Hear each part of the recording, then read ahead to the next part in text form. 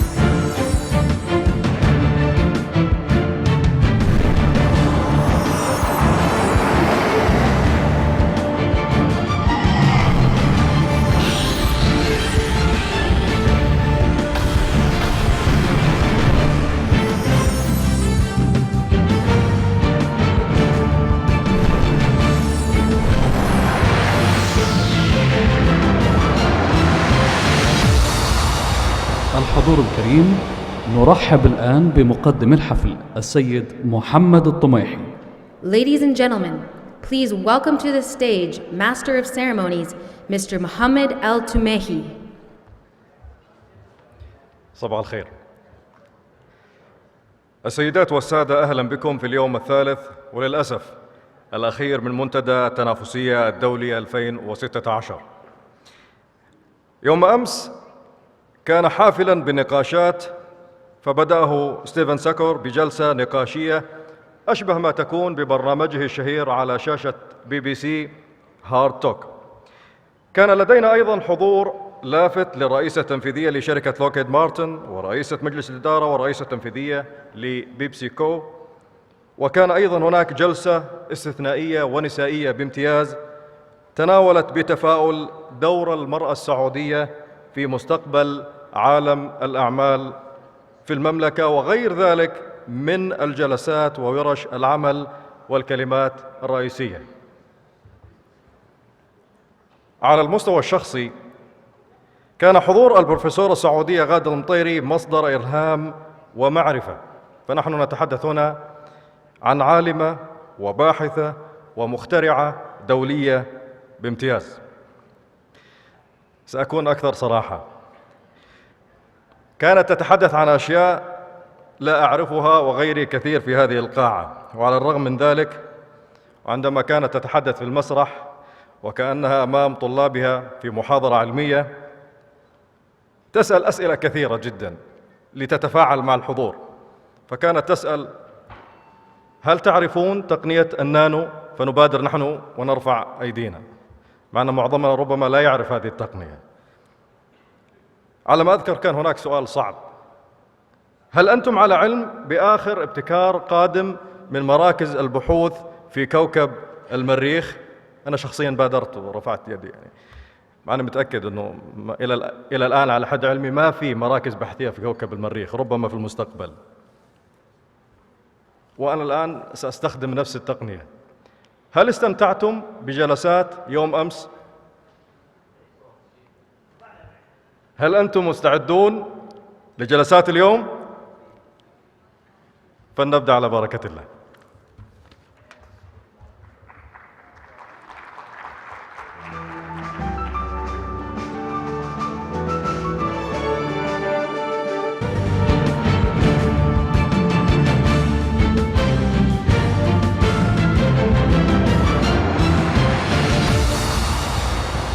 حضورنا الكريم، نرحب الآن برئيس جامعة جونز هوبكنز البروفيسور رونالد داينلز. Ladies and gentlemen, President Johns Hopkins University, Professor Ronald Daniels.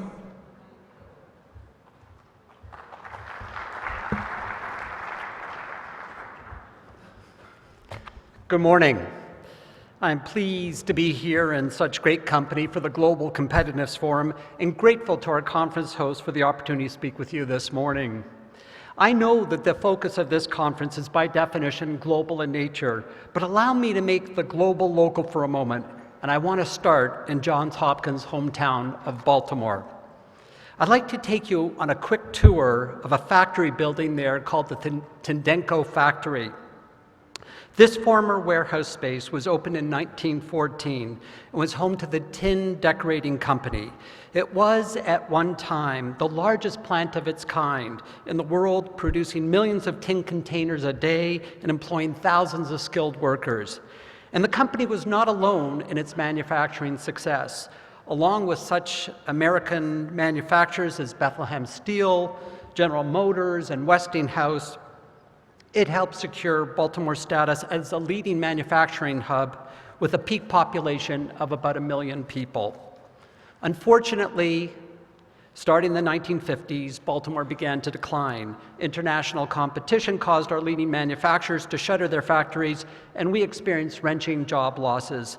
The city lost more than 300,000 residents. And in the wake of this industrial decline, our population, particularly African American citizens, saw marked reductions in the quality of life, level of education, and social stability. Today, Baltimore is a city with many strengths, including its leading universities, health systems, and private firms. Johns Hopkins University and Health System employ more than 35,000 people in Baltimore. We are the largest private employer in the state, and of course in the city. And we are joined by other great firms such as fund giant T. Rowe Price and sports apparel manufacturer Under Armour. But as the world saw so vividly this past spring during the unrest following the death of Freddie Gray, we have not yet restored the prosperity and social stability that our city enjoyed more than half a century ago. And so the question that I'm preoccupied with is, how do we create a diverse economy in which each of our city's residents can enjoy the fruits of the 21st century economy: jobs, health, education, and social stability? And what role can a university and health system like ours play in the city's revival? It's against this backdrop that I recently visited a dramatically transformed Tendenko factory. Its vast manufacturing spaces are now the headquarters of Personal Genomes Diagnostics, or PGDX. The company is the brainchild of two extraordinary Hopkins physicians, Victor Velculescu and Louis Diaz. Based on research done at Johns Hopkins, the company has created new, non-invasive techniques, including blood test-based biopsies that can detect and diagnose cancer tumors at very early stages, well before they can be seen through conventional imaging techniques. These physician scientists are, simply put, leading us into a new era in cancer medicine, revolutionizing how we diagnose, monitor, and treat cancer. Now, PGDX is one of a growing group of Hopkins-related startups that have decided to stay in Baltimore.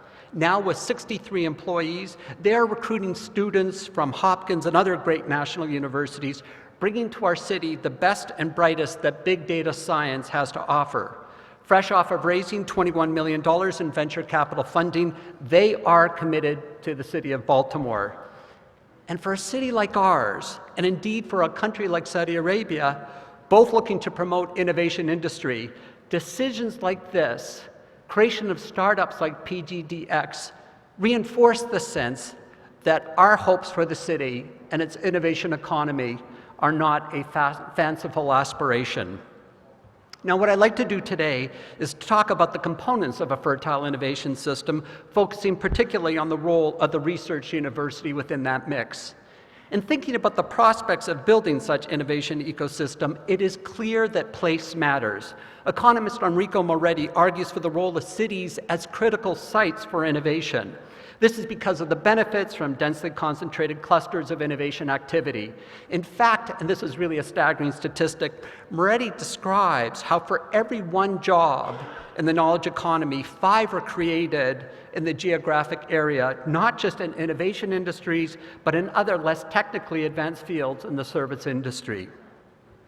Further, these clusters are tied closely to strong research universities. Take the United States, MIT, Harvard, and Cambridge, Stanford, Berkeley, UCS in the Bay Area. In fact, it has been claimed that close to 80% of new industries in the United States emerge from technologies developed in American research universities. And this is not just about the work of faculty members. The students are often the critical catalyst for innovation. Sergey Brin and Larry Page were graduate students when the idea behind Google began to take shape. Mark Zuckerberg may not have graduated from Harvard, but the idea from Facebook was launched when he was there. Yet the reality is that a robust innovation ecosystem does not simply follow from the presence of a great research university. We wish it were as easy as start a great university, and next thing you know, you're in a driverless car heading to Google's sprawling campus, but sadly, it's just not that simple. And I know that very directly from my own experience as president of Johns Hopkins. Johns Hopkins is widely recognized as America's first research university. Today, it has several internationally distinguished schools and programs in medicine, nursing, public health, international studies, and biomedical engineering, to name a few. Its hospital has long been recognized as the best in the country. And we indeed have a large international footprint. In fact, one of our most important international ventures involves an innovative and ambitious collaboration with Aramco, in which we are honored to be co-managing the healthcare of approximately 360,000 employees. And for this discussion, perhaps most significantly, for each of the last 35 years, Johns Hopkins has been the largest recipient of competitive research funding allocated by the federal government. But for all of these strengths, we have ranked behind many of our American peers in our translation of our research activities into licensing and marketable technologies. We're just, historically, we have not been good at this. A lost opportunity not only for us, but for our broader societal impact, and of course, for the city that we call home. Today, we are seeking to change this situation, and we are acutely aware of the lessons of other cities in and outside the United States that are ahead of us in creating a robust innovation ecosystem. Specifically, we see 4 key ingredients of a successful innovation cluster, and let me address each in turn. First, the research university. I've already noted the intimate association between research universities and innovation clusters. But why is this so? Simply, successful innovation is fueled by the kinds of cutting-edge research that are the lifeblood of any great university. Through rigorous scholarship and investigation, new approaches to everyday problems, everyday phenomena can be identified. And it seems that applied research is where the most visible contributions to the innovative industry are made. Yet it's my view that universities having the greatest impact on innovation give equal pride of place to basic, curiosity-driven research that is not directed at any particular translation opportunity. Now, this may seem paradoxical, but the truly inspired applied researchers are typically those who engage in basic research as well and who will want to work in an environment that values, that celebrates this activity. Indeed, it turns out that many of the discoveries that have had the greatest effect on industrial innovation were spawned by insights that were actually drawn from basic research. from GPS and lasers to antibiotics and magnetic resonance imaging technology. At the same time, it is clear that a university must be a place that supports and nurtures the entrepreneurial spirit of faculty, students, and staff. And this requires very deliberate effort. It requires the right kind of incentives, the right policies, the right space and resources to cultivate this activity. It just doesn't arise by accident. And even more than that, it requires an outward gaze. The entire university working together to develop partnerships with existing companies and to engage other public and private stakeholders outside the university who are key to the development of new companies. Now, this is something that we've paid very close attention to at Hopkins over the recent years.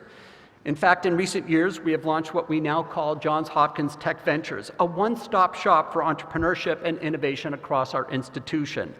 And under the leadership of a serial entrepreneur with a proven track record, Johns Hopkins Tech Ventures has launched on-campus specialized facilities designed to incubate startups that have emerged from Hopkins and indeed from across the city. They have created a Mentors in Residence program and have raised seed funding for translational work. And we're also supporting our students in this arena in and outside of the classroom.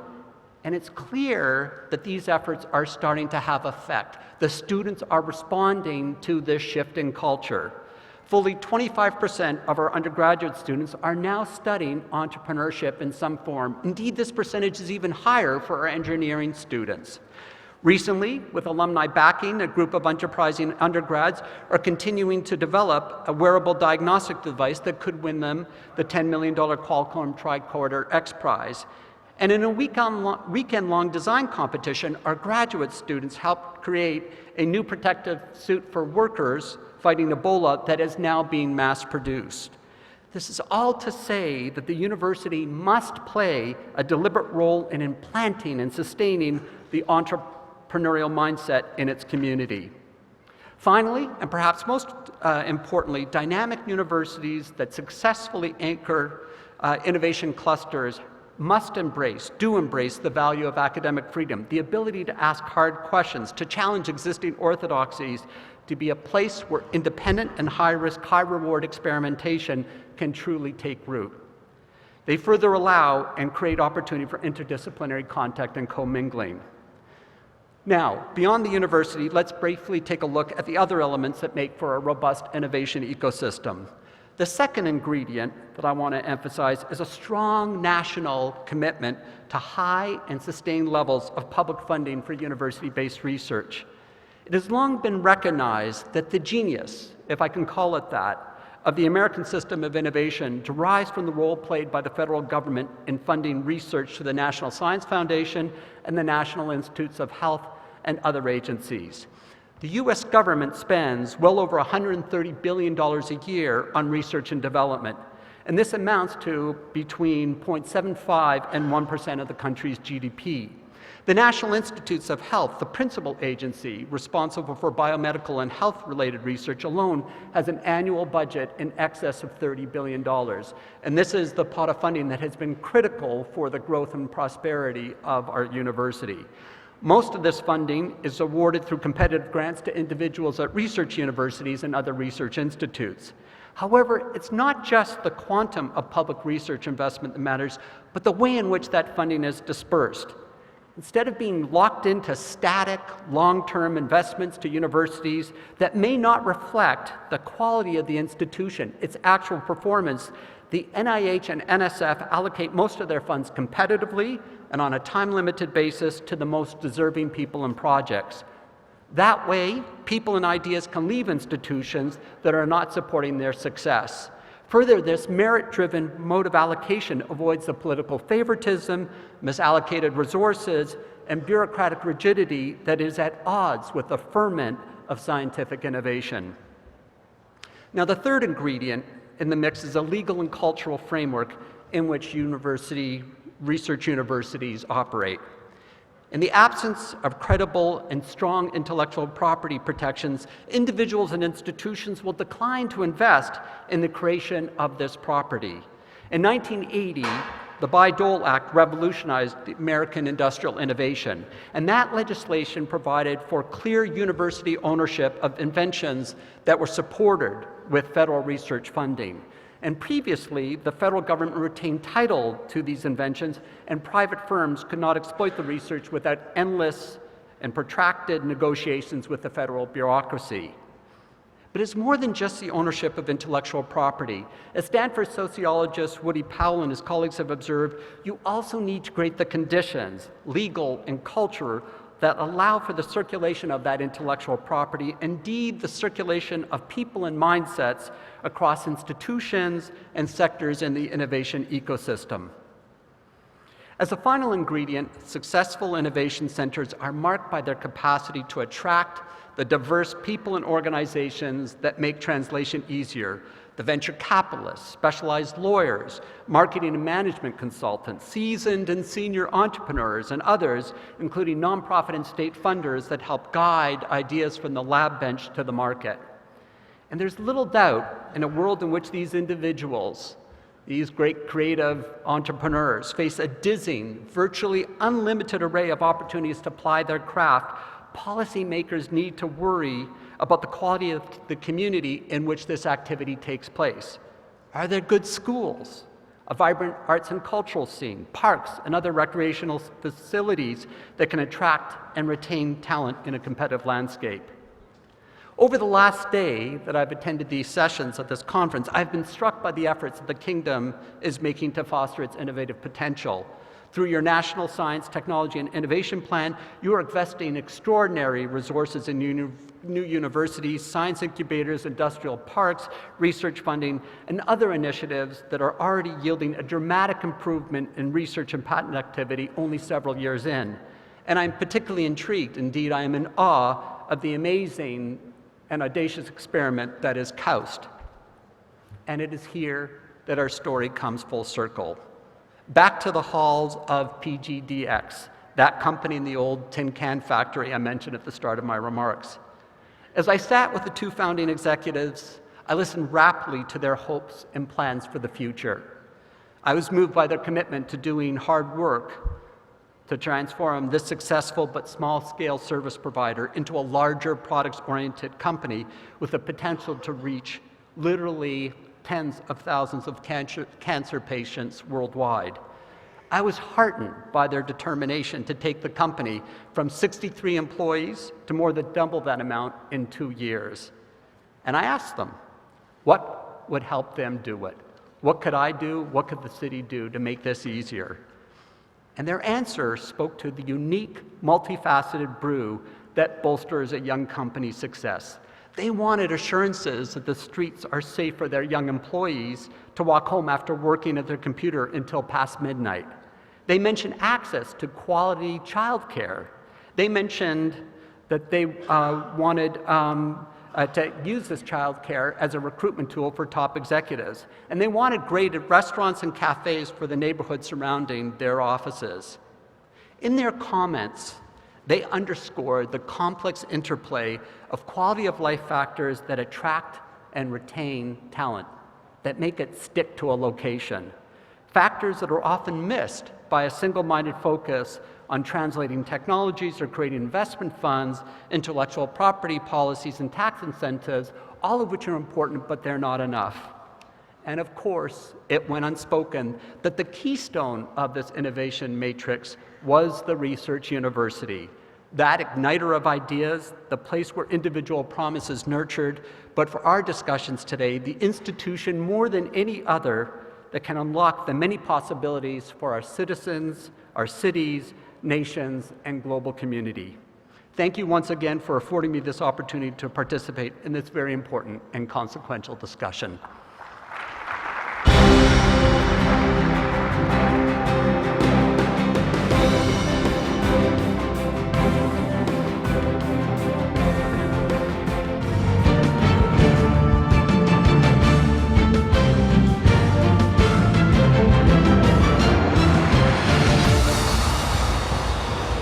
أعزائنا الحضور، نرحب الآن بمعالي وزير التعليم في المملكة العربية السعودية الدكتور أحمد العيسى. Ladies and gentlemen, Minister of Education, Saudi Arabia, His Excellency Dr. Ahmed Al Aissa.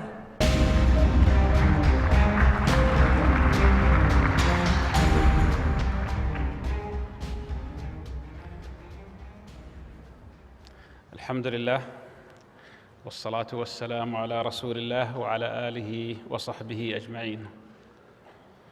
أصحاب السمو والمعالي والسعادة، أيها الحفل الكريم، السلام عليكم ورحمة الله وبركاته. باسم طلاب المملكة وطالباتها، وباسم معلميها وهيئتها التعليمية، وباسم جامعاتها ومدارسها، أرحب بهذا المنتدى الدولي وبضيوفه الكرام على أرض المملكة، متطلعاً إلى ترجمة رؤى هذا المنتدى بما يحقق الخير والفائدة لبلادنا وللعالم كافة. أيها السيدات والسادة،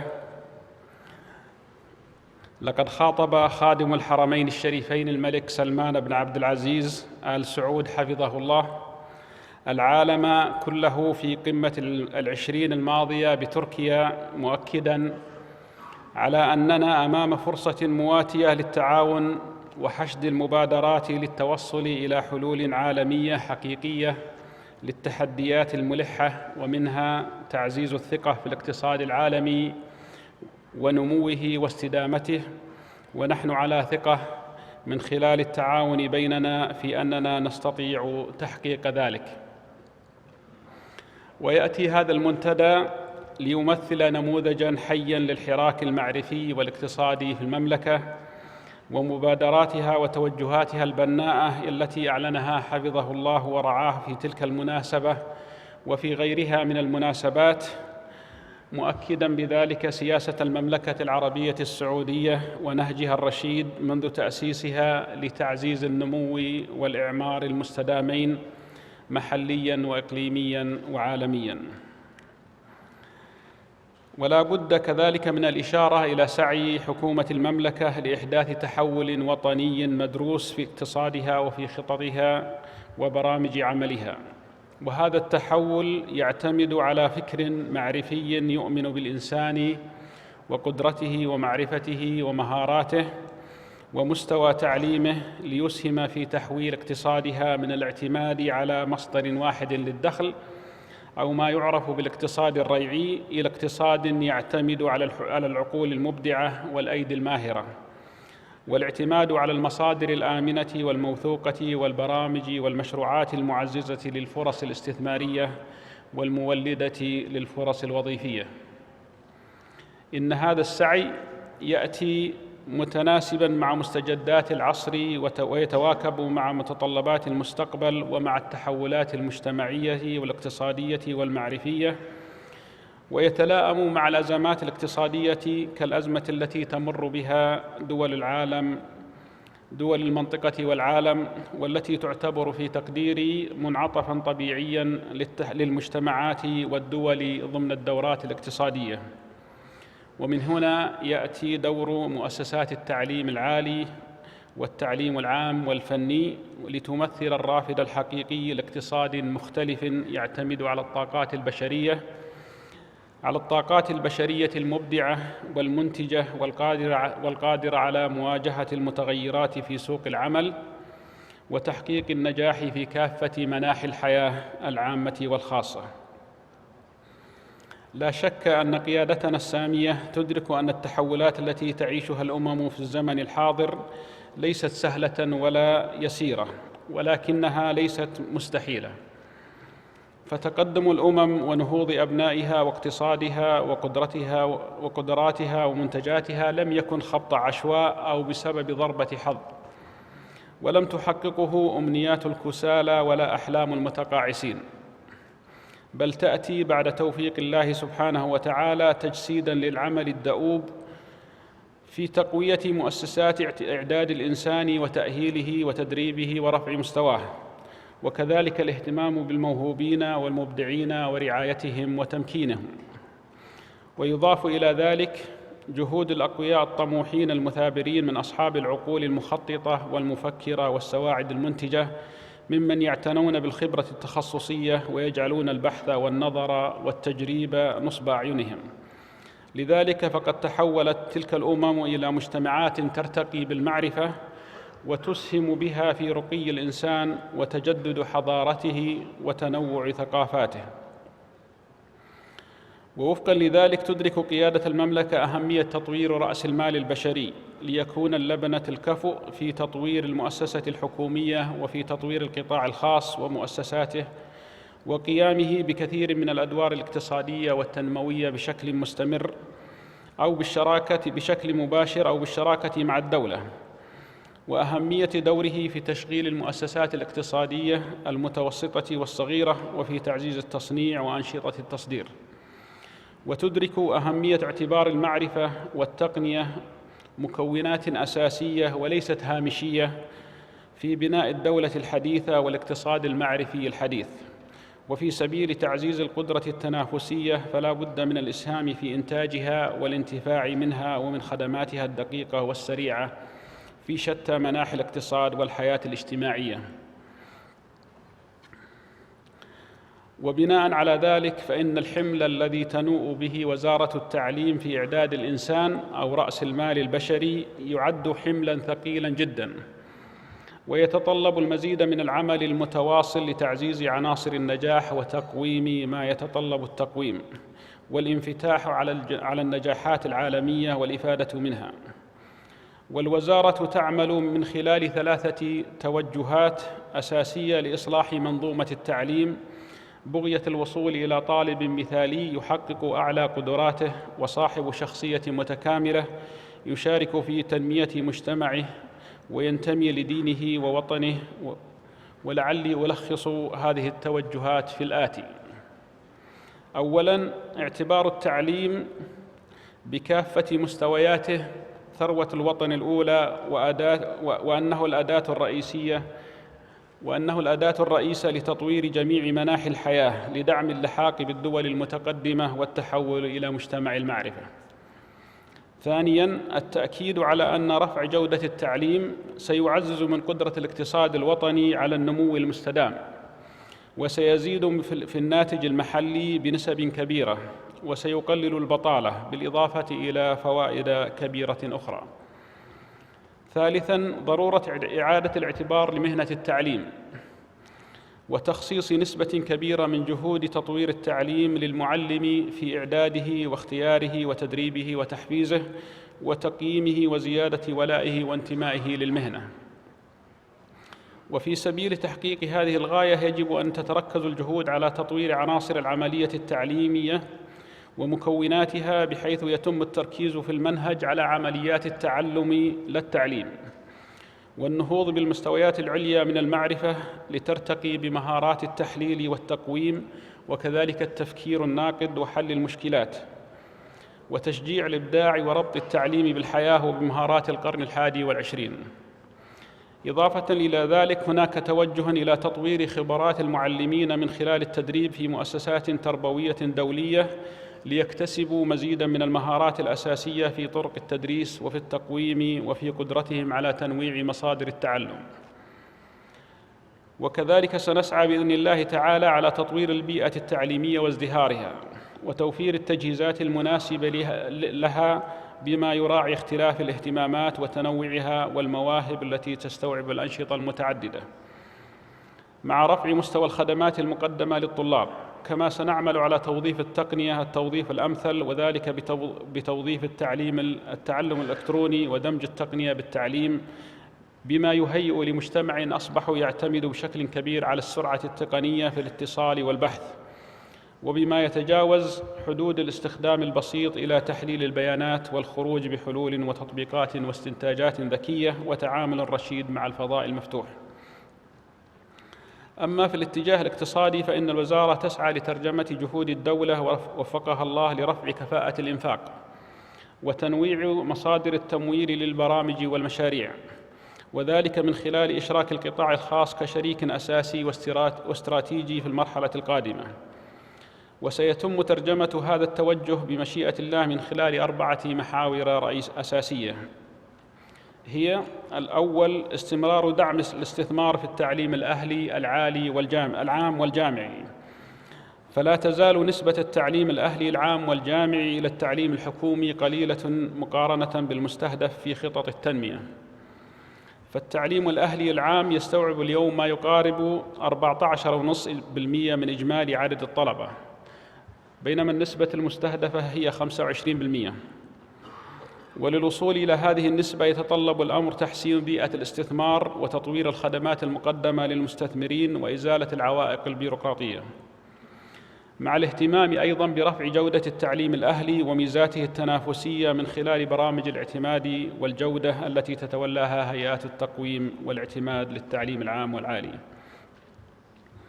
الثاني تخصيص عدد من المدارس الحكومية وتحويلها إلى مدارس مستقلة، بحيث يتم تشغيلها من قبل مؤسسات اقتصادية صغيرة ومتوسطة الحجم يؤسسها التربويون العاملون حالياً في سلك التعليم، بحيث تمثل استثمارهم في الخدمات التعليمية وفي دروس التقوية أحد عوامل نجاح تلك المؤسسات اقتصادياً، مع استمرار الوزارة في توفير المنشآت والمناهج والمعلمين. الثالث الدخول في شراكة مع القطاع الخاص في تمويل بناء وتشغيل المدارس الحكومية في محاولة للقضاء على المدارس المستأجرة، وفي محاولة لتطوير نماذج جديدة للمباني التعليمية تراعي الخصوصية المعمارية والثقافية في كل منطقة من مناطق المملكة. الرابع إنشاء شركة للاستثمار تحت منظومة شركة تطوير القابضة، لتكون ذراعاً استثمارية للوزارة وللحكومة لاستثمار المرافق والأراضي المتميزة التابعة للوزارة، مما يسهم في إيجاد مدخلات إضافية للنظام التعليمي يساعد في دعم البرامج والمشاريع النوعية. أيها السيدات والسادة، هذه بعض أهداف وزارة التعليم ورؤاها وجهودها وتطلعاتها المستقبلية، وهي تفرض علينا مواصلة الجهود لتطوير الأنظمة التعليمية بأنواعها العام والعالي والفني، لتكون أكثر فاعلية في التعامل مع كثير من المتغيرات، ولتسهم في بناء القدرات الوطنية المؤهلة القادرة على اكتساب المعارف والمهارات والقيم والاتجاهات الإيجابية المناسبة. وفي الختام آمل أن نكون في وزارة التعليم من الداعمين للتنافسية في بلادنا وقطاعاتها التنموية، من خلال ضخ دماء جديدة من الكوادر البشرية المعدة والقادرة على تخطي الصعوبات وتجاوز التحديات. وأشكر لكم تلطفكم بحسن الاستماع، وأتقدم بالشكر الجزيل لمنظمي هذا المنتدى الذي أخرجوه بصورة تستحق الإشادة والتقدير، وأن يكون هذا المنتدى نبراساً علمياً يشع ضوءه في سماء بلادنا الغالية، مما يؤكد الدور الريادي للمملكة إقليمياً وعالمياً بإذن الله. والسلام عليكم ورحمة الله وبركاته.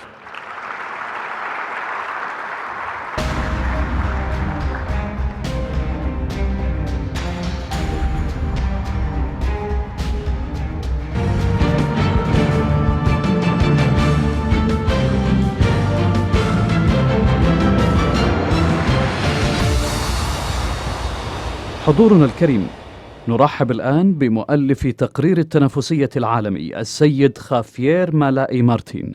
Ladies and gentlemen, Senior Economic Advisor, World Economic Forum, Professor Javier Sala y Martin.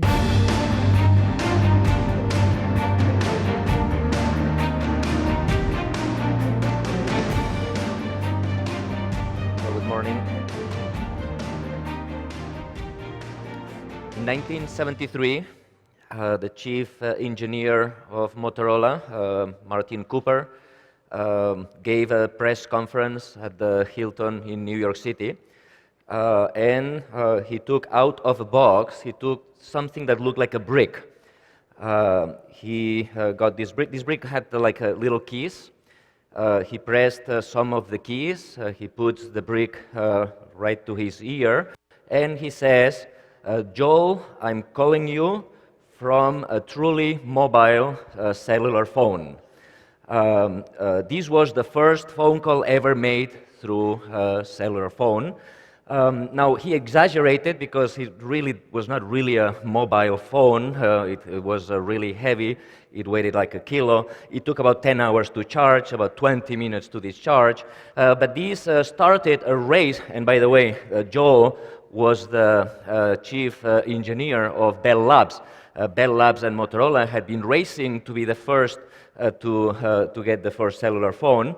And with this call, Motorola rub the innovation in front of the nose of the competition. Now, ironically, this started a big battle, a big race in the cellular the technology, but the race was neither won by Motorola nor by Bell Labs. It was the initial leader was a tiny Finnish company called Nokia. Even today, 8 of the most sold phones, the best-selling phone ever, 8 of the top 10 are from Nokia. The top 2 are these two, the 1100 and 1110. They sold over 200 million units each. Huge sales. Now, this great success came along with huge amounts of spending in research and development.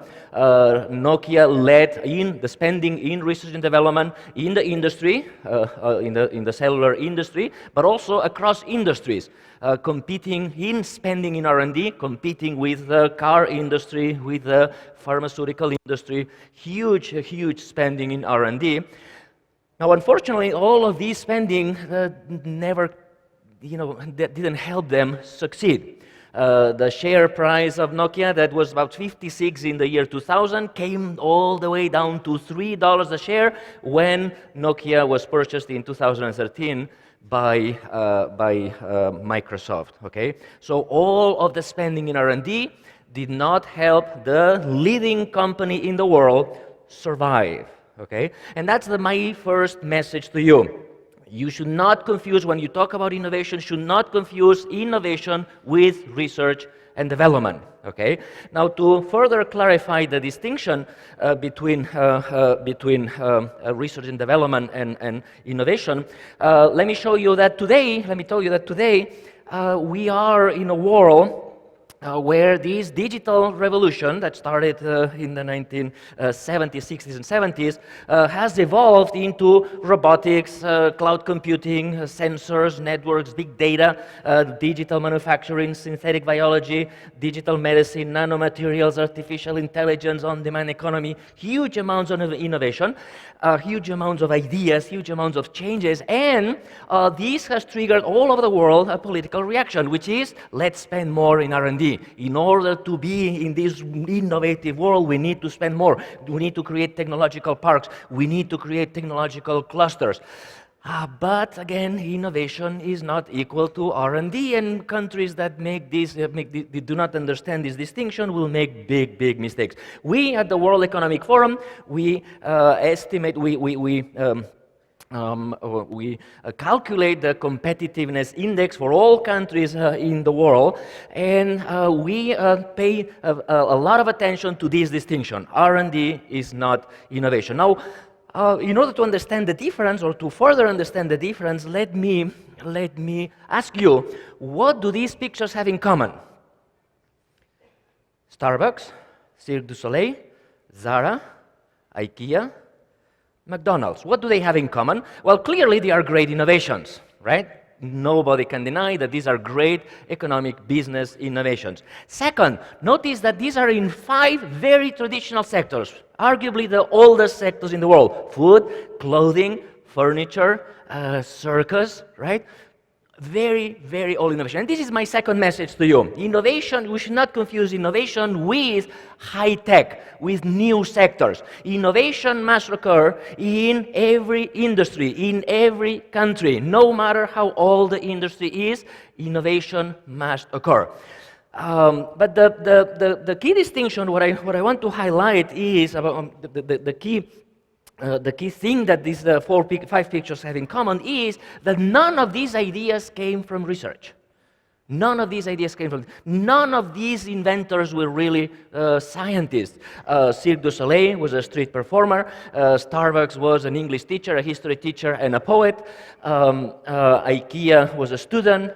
Zara was a worker, and the inventor or the creator of McDonald's was a salesperson. None of them was a scientist. In fact, research shows that 72% of business ideas, when you go to business ideas and you say, where do they come from? 72% come from workers.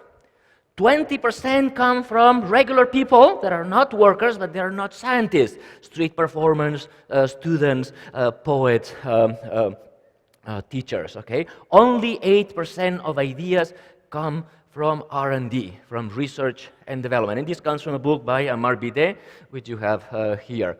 Hence, innovation is not R&D. What is innovation then? Innovation is just having regular people, teachers, poets, students, workers, regular people coming up with ideas and implementing them. Now, we at the World Economic Forum, we estimate 12 different categories of competitiveness. 10 of them are about implementation, right? Regulation, infrastructures, blah, blah, blah, blah, blah. We know that. You know that, okay? Let me focus on the other two. Let me focus on the creation of ideas. How do we have an environment, a country, a region, where people with regular people come up with ideas? How do we do that? Well, let me give you seven keys. 7 keys to having regular people coming up with ideas. Number 1, we should not target university education. We should target primary education, and we should target continuing education. Why do I do that? Well, if ideas came from scientists, right? If ideas came from R&D, then the best education system, the one that yields more innovation, would be one where we select the best students, we put them in top schools, right? In elite schools, where we teach them how to come up with ideas, how to be researchers, and in the meantime, the rest of us can go out and play football and relax while they come up with ideas. And when came up with ideas, they tell us, and we implement them, right? Unfortunately, that's not how innovation works. Innovation comes from regular people. Therefore, what we need to do is to make sure that the regular people, the workers, the students, the poets, end up coming up with ideas. This means focusing our education on the primary level and on the continuing level. After university, people should be able to continue to evolve with the world. That's point number 1. Point number 2, we need to understand the world in which we live. Okay? We need to understand the world in which we live. This is a picture of a classroom that could be in any country in the world today. Regular classroom with regular chairs, regular tables, regular boards. In some classes, even the regular old teachers. Now, if a ancient Greek philosopher came to this classroom, he would fit at home. If Plato came to teach, he would say, "Oh, this is the same classroom I had when I was in ancient Greece," right? Now, if the same guy goes out of the classroom, he's not going to understand anything. The rest of the world has changed in dramatic ways. Children using iPhones, he would say, "This is crazy." Okay. In fact, this is a picture of my niece. I gave my niece for Christmas. I gave her a book, okay, a regular book. You know what she did? She opened the book and she started pressing the words. Okay? And when she realized that nothing was happening, because in her world, when you press words, stuff happens. So when nothing happened, she decided that I had given her a broken iPad. So she threw it away and got her father's iPhone and she started playing. How do children know how to use the iPhone? How do they come up with this? Is there intrauterine training for practicing with iPhones? Now, these children live in a different world, okay? And we tend to criticize their world, right? For example, we don't like them playing video games. But you know, the doctors of the future will be performing surgery with robots. And the best doctors in the future will be the ones that play with the PlayStation today. The scientists of the future are the ones that play with the PlayStation. Did you realize that the PlayStation really teaches the scientific method? In order to go, to improve in the game, in order to go to the next screen, there's no instructions. Have you realized there's no instructions? Nobody tell you what to do with a video game. You need to formulate hypotheses, test, fail, do it again. And notice this is a perfect training for the scientific method. And we parents that don't understand this technology, we tell kids to stop doing this and read regular books, which is a big mistake. Right? The world, their world, the world of the future is the one in which we should train them, not the world of the past, the world in which we learn. The world has changed, the education system has to change with it. 3, the key to ideas have 2 parts, right? Now, 1, there is a question, then there is an answer, right? In the education system, traditional education system, we focus on the answers, right?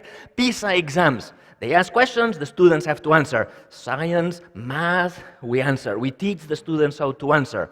But the key to any innovation, the key to any idea is the question, right? The master of the questions is Amancio Ortega, a creator of Zara. When you ask him, you know that you are a great innovator, he says, no, I'm not an innovator. I just ask questions. And I ask 2 kinds of questions. The first question is, why? I need to understand the world.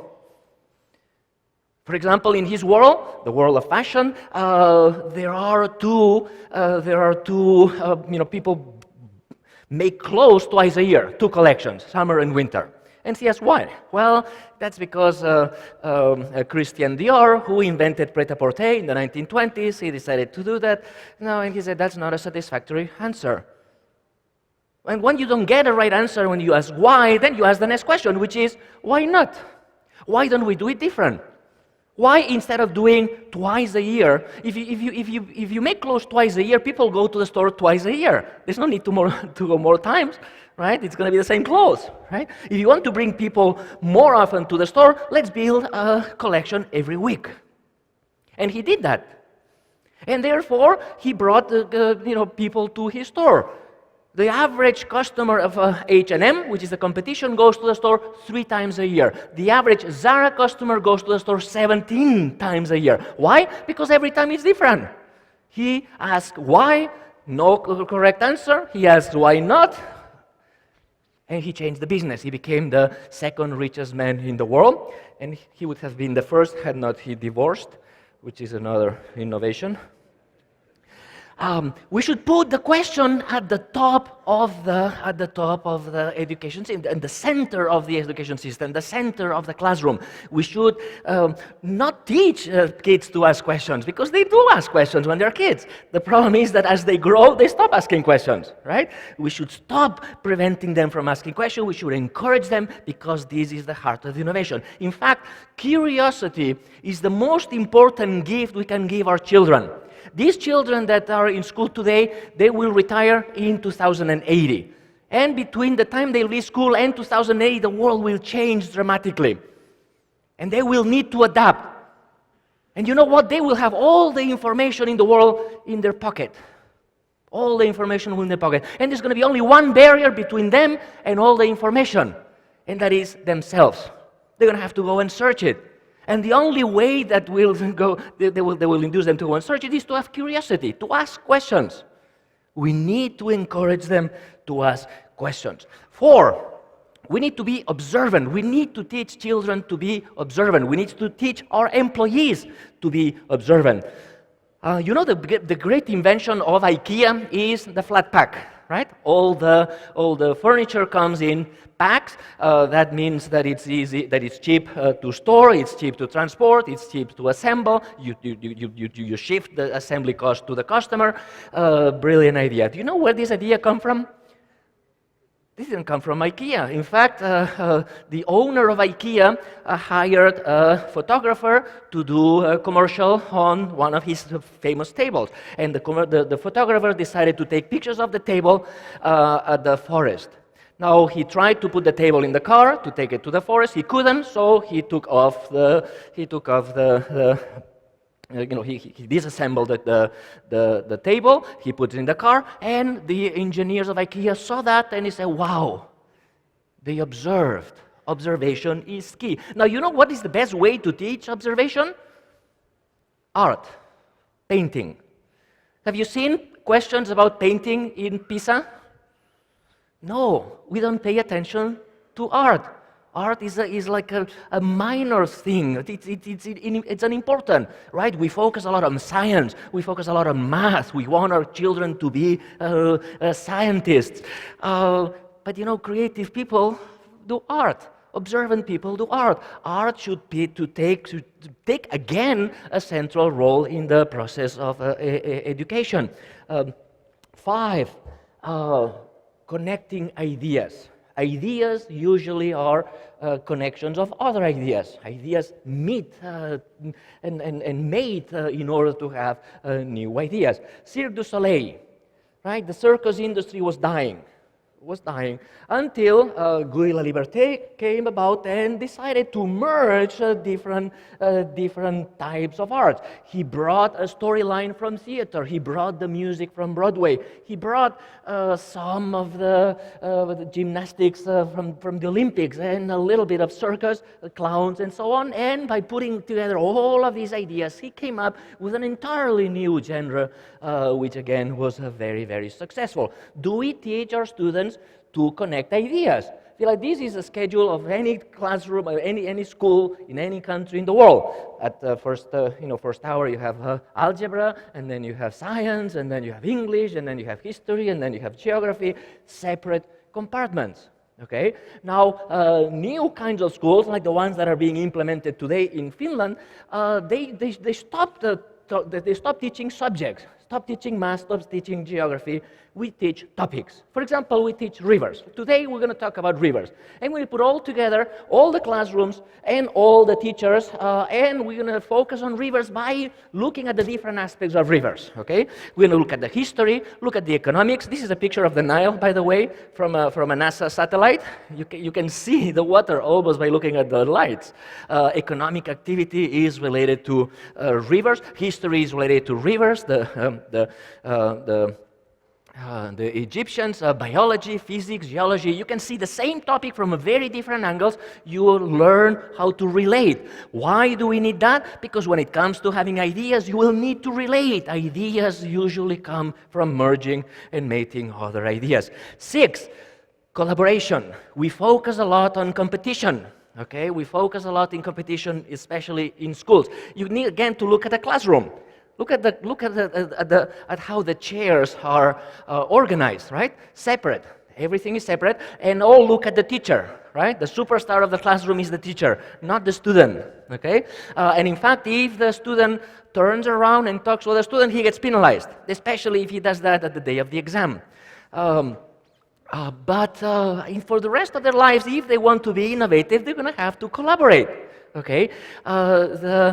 Ideas, when you ask, sociologists have investigated where in the company, where physically in the company ideas take place. At the desk of the CEO? Does the CEO have the ideas? At the research department? No. Turns out ideas occur at the water cooler.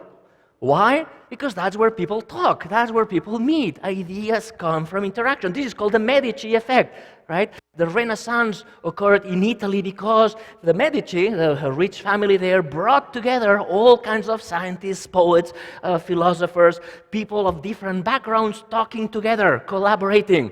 Notice that today's great corporations, very, very creative corporations, this was actually invented by Pixar, have what they call corporate universities, and corporate universities is a place where people of the different parts of the company meet and come up with new ideas, because meeting people, seeing the same company, the same problem from different angles is the way to go forward. Even offices, the way we design offices today, without walls. This is an open office of the Desigual headquarters in Barcelona. No walls. People are led to talk, okay, to interact. And finally, my final point is implementation.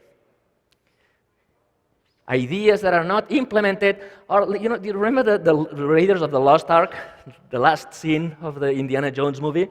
After getting the Ark, he gives it to the government, and the government puts it in a box and stores it in this big room. Okay, this same room is where all the non-implemented ideas end up, which brings me back to Nokia.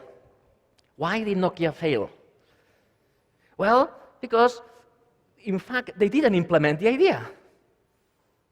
Nokia, if you look at all of this research, all of the research they had, tons and tons and tons of patents. Now people have gone back to these patent books and they found that they could have invented the iPhone. They had everything they needed to create the iPhone, but they didn't. Now, they didn't implement the ideas that they had.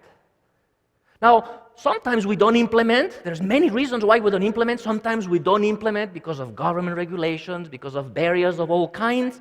But sometimes, and this is my last message, sometimes the worst enemy of innovation is the firm itself. The reason why they didn't innovate is that they wanted to protect their core business. And the company decided not to implement, not to go to a new market because they were selling 250 million of the old phones. Why would you kill your own market with new kinds of phones, with smartphones?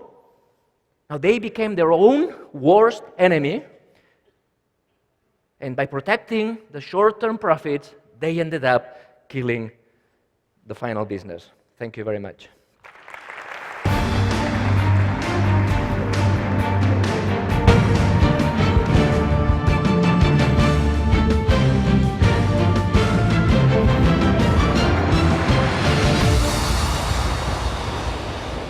Thank you. سيداتي 2 سادتي، minutes over, huh? سنأخذ الآن استراحة قصيرة ونعاود الجلوس بعد قليل. Ladies and gentlemen, we will now take a short coffee break. We will resume the program shortly.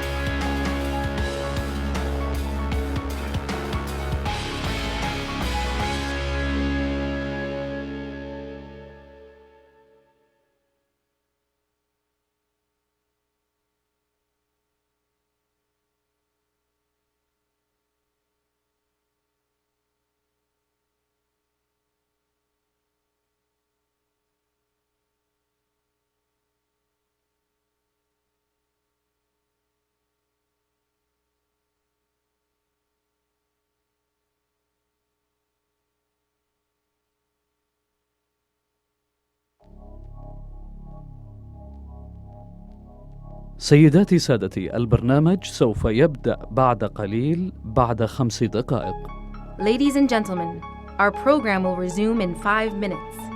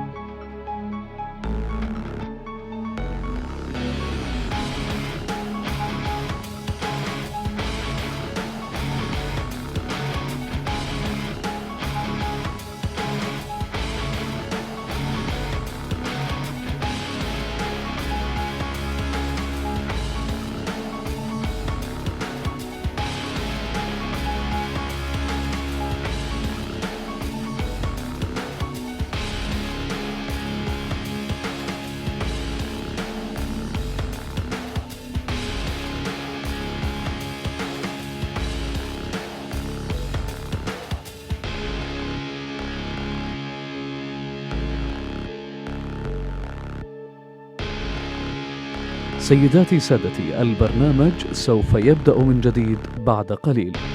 Ladies and gentlemen, our program will resume shortly.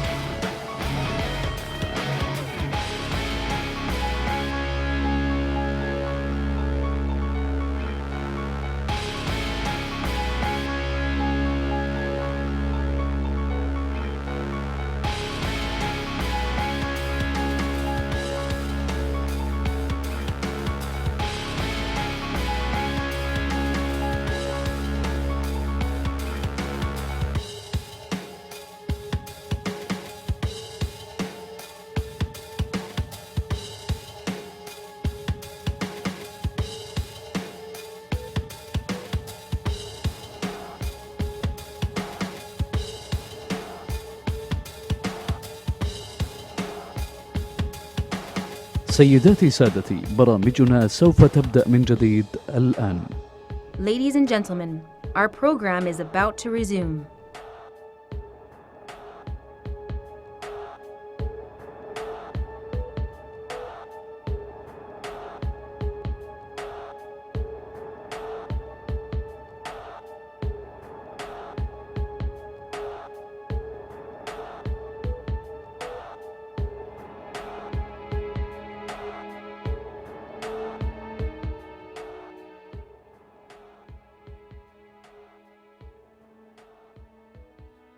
سيداتي سادتي، الرجاء الجلوس في مقاعدكم. البرنامج سوف يبدأ من جديد.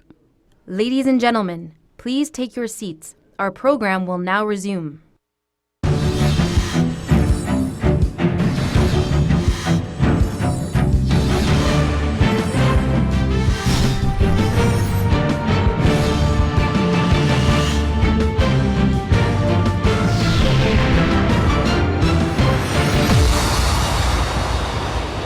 حضورنا الكريم، نرحب الآن بنائب رئيس مجلس الإدارة لشركة جنرال إلكتريك السيد جون رايس. Ladies and gentlemen, Vice Chairman, General Electric, Mr. John Rice.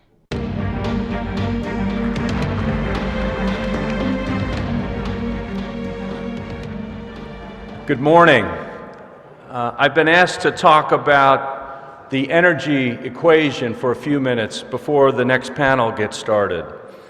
And I thought I'd start with a comment that I think many of you already understand, but just to reinforce what I'm going to say later. Like many of you, I travel all over the world.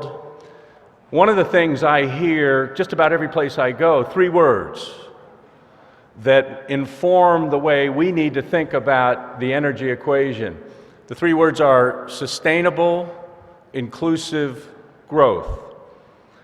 It's the aspiration, I think, that every country has for their population. And the pressure to deliver on this aspiration is more significant than ever. Now, how do you do that? You have to do a lot of things to achieve sustainable, inclusive growth, but you can't do much of it without electricity, without the flow of energy that creates basic power generation so that you can then fuel all the other good things that come from that: clean water, basic forms of health care, educational systems that fuel and feed the population. So this notion of sustainable, inclusive growth is really at the heart of what we need to think about when we think about the energy equation. I'm going to make four basic points before I turn it over to the panel. The first point is the world that we live in. At $30 a barrel, with low commodity prices all over the place, right? We live in a cost per unit world. We didn't really live in a cost per unit world at $100 a barrel. We do live in a cost per unit world at $30 a barrel. It's a world that's shifting from CapEx to OpEx. And what does that mean for companies like ours? We have to be smarter about financing because the countries we do business with and the companies we do business with have to reserve their balance sheets for different things. So we now have to be part of the process that connects capital that's interested in investing in long-lived assets to the good infrastructure projects around the world that will be the home for these assets. We also have to develop the capabilities to monitor assets in life. We and our customers have to think more about life cycle costs than ever before. 20 years ago, it was a first cost world. The focus was on the price of the gas turbine or the jet engine or the wind turbine. Today, there's a much better understanding about life cycle costs and the value that together we can create and the way we can minimize those costs. And we have to think about going from asset monitoring, which many of us do, to asset diagnosing, to asset predicting, to asset correcting. And that's in fact the journey that we're on, and we're doing that in Qatar with RasGas. We're doing it in Pakistan with our energy customers there. We've moved from monitoring 20 years ago to diagnosing, to beginning to predict when there are incipient failures, now to working with customers to correct so that the dislocation that occurs if an asset needs to be repaired is as minimal as possible. Because we know that for our larger customers and their larger installations, 1 day of downtime costs millions. The second point I'd make is about the regulatory environment. Lots of discussions about regulatory work. I was in a panel at Davos last week, and we were discussing smarter regulations, right? Some people think that that's a contradiction in terms, but we live in a world where regulations are going to matter, regulators matter, and our job is to make sure that we're providing the information necessary to facilitate good, competent, market-facing regulations that are consistently applied so that investors will invest, right? At the heart of this is the notion that maybe countries and companies need to use their balance sheet for different things.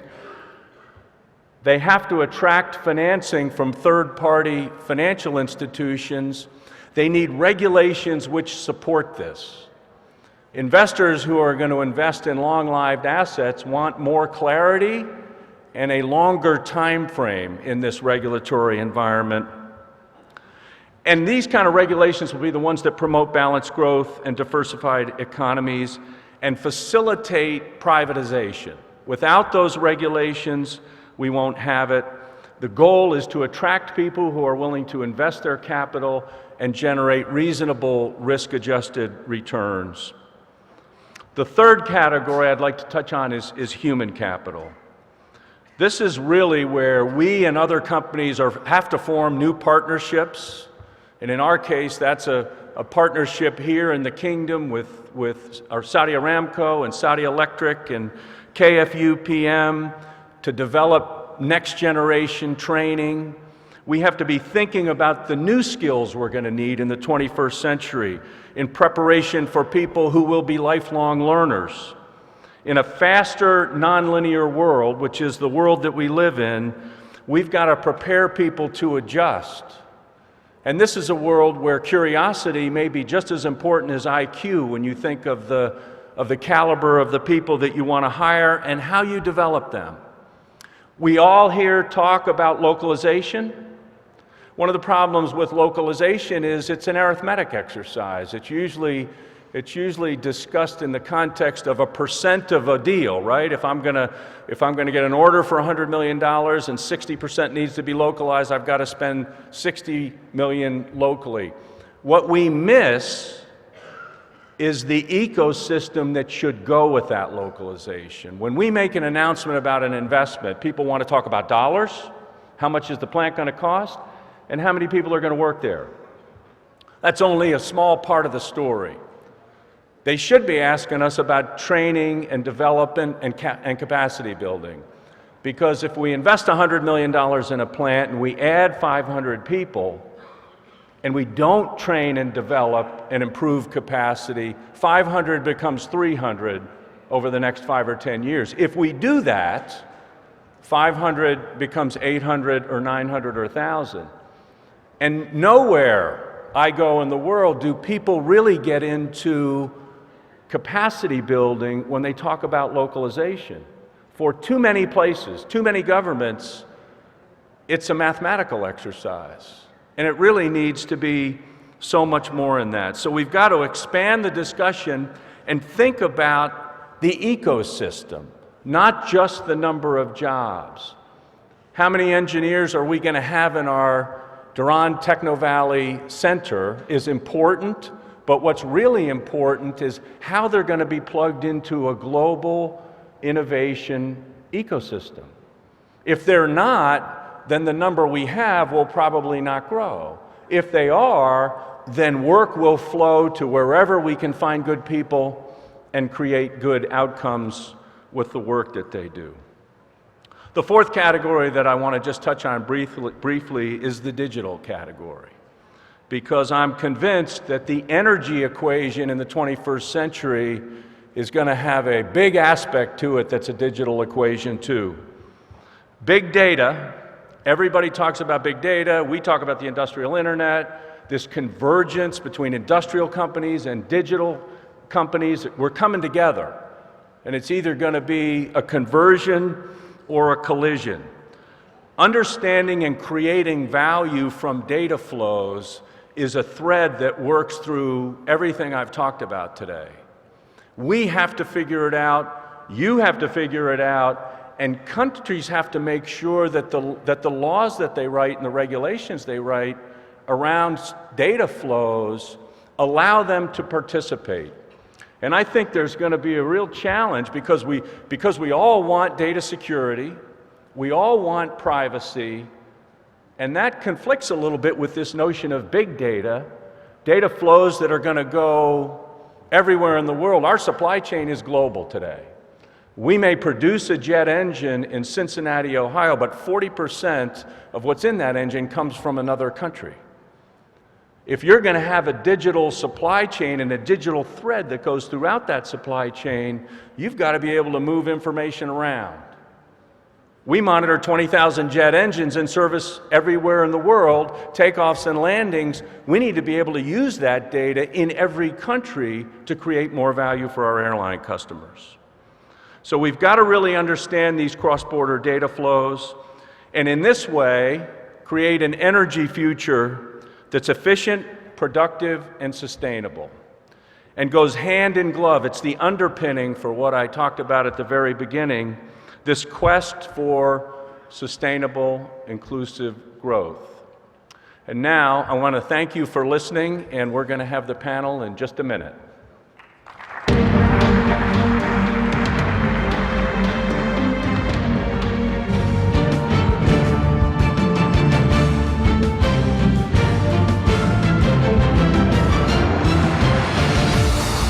حضورنا الكريم، نرحب الآن بالصحفي والمذيع الدولي السيد نيك جاينغ.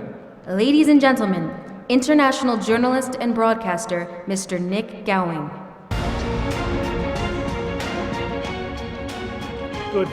Good morning, everybody. Thank you very much indeed for inviting me back. It's my third visit to SAGIA and to the Competitiveness Forum, so I'm delighted to be here and delighted to see so many of you here on the second day, which is always a judge of how a conference is going, and it's filled right to the back, which is fantastic. This is about something which is looming and developing very quickly. We are talking for the next 45 minutes about the revolutions of energy, new opportunities towards a sustainable future. Let me, right from the get-go, picking up from what John has talked about the new digital environment and so on, use your smartphones and your tablets. Let me put up the address here to communicate with me for the next 45 minutes about the things which are on your mind, which is really very important. It's a great way of knowing what's coming to your thoughts as you hear the panelists. I've just come from Davos, and I'd like to share with you for the next minute and a half the kind of reflections I heard, particularly behind closed doors, about the way things are moving in the energy field. To give you an idea of what is changing after COP21 in Paris, I heard one leading senior executive say, and I would say he was a skeptic in this field, he said, "We are now in a direction that is clear and unambiguous. We know where we are, we've just got to get on with it." And I don't think we would have heard that kind of language from this particular person before COP21. We're talking about a big change, and I would report to you, I heard one chief executive say, companies have not really internalized the implications now of COP21 for sustainable energy and for the fossil fuel and the carbonized business.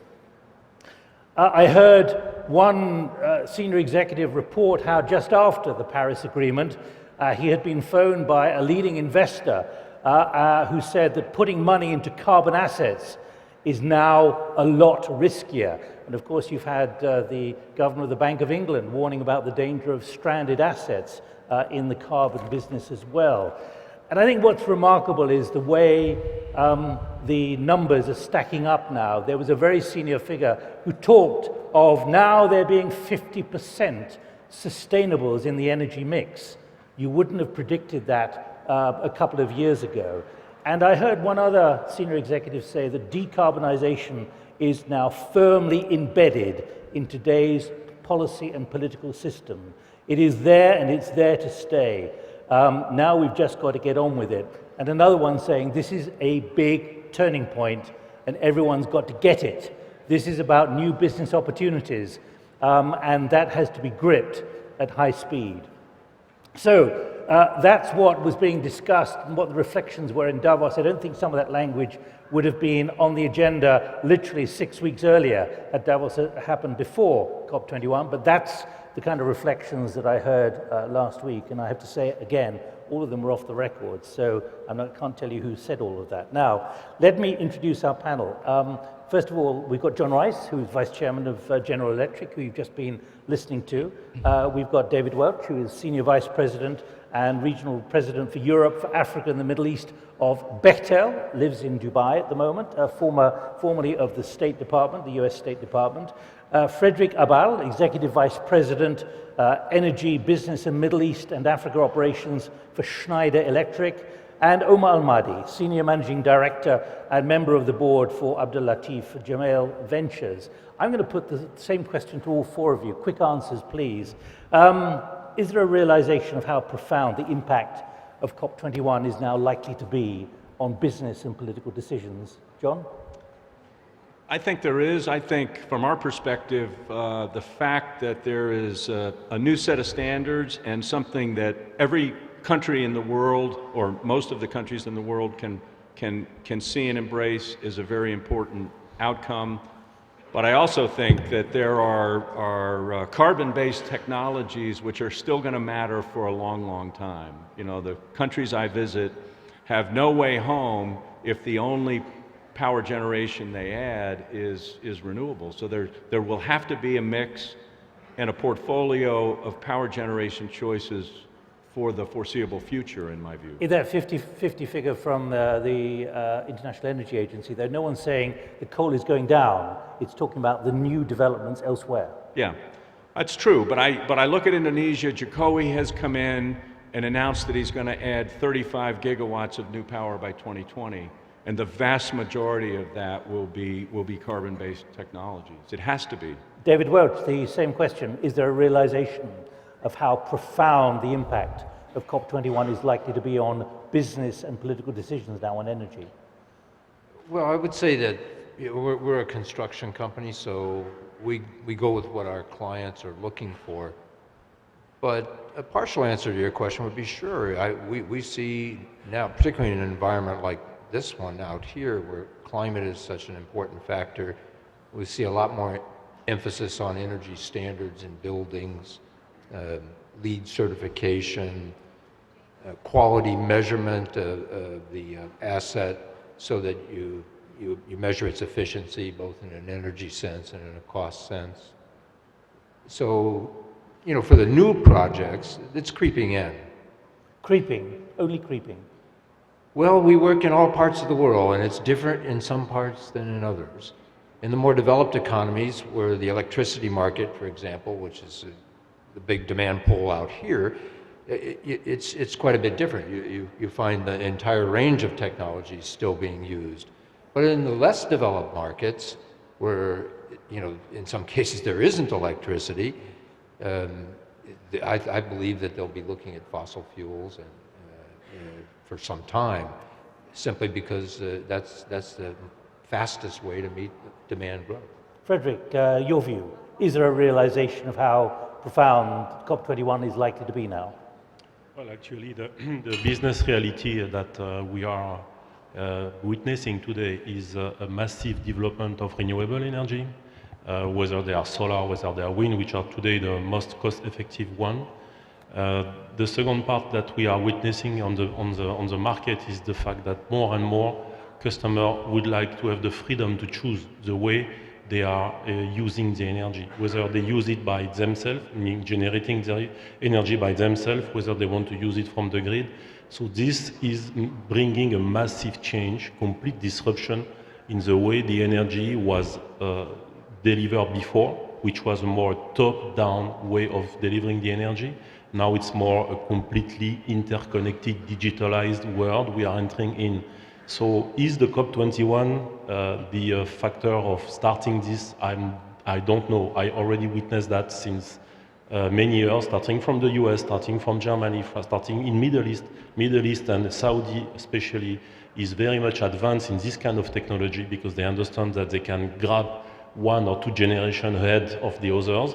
And this is the reality we are facing today. So if you ask me whether I believe there is a change moving on, oh yes, a big one. I think probably COP21 is confirmation of a direction of travel and putting extra energy into it, political energy. Right, Omar. Our belief is that until it's actually reflected in national regulations, it's going to be really difficult to measure the amount of potential impact that it would have. Ultimately, for companies and for consumers, it all boils down to cost, the cost they're paying per unit of electricity or power. But my question, though, remains, is there a realization of how profound the impact is now? We've just heard from Frederick about what the public is now expecting. I think it's definitely important in the public eye and in the government eye, but I also believe it's viewed as an opportunity to develop new industries in this part of the world and renewable energy. Let me ask again, all of you, does everyone get this, though? Do you feel there are still resistances out there, the flat earthers, in this environment, whether in business or in politics, given that their next generation is demanding much more sustainable, renewable energy sources? John? No, we're not confused. For the last 10 years, we've averaged $1.5 billion a year of investment in energy efficiency and renewables. We have the number 1 or number 2, depending on how you measure it, wind business in the world. But there is, tension between the cost of doing this and how you provide everything else you need to provide in a society. So I think the aspiration is right and well recognized, but you do have to pay for it. I mean, what Omar suggests, I think, is right.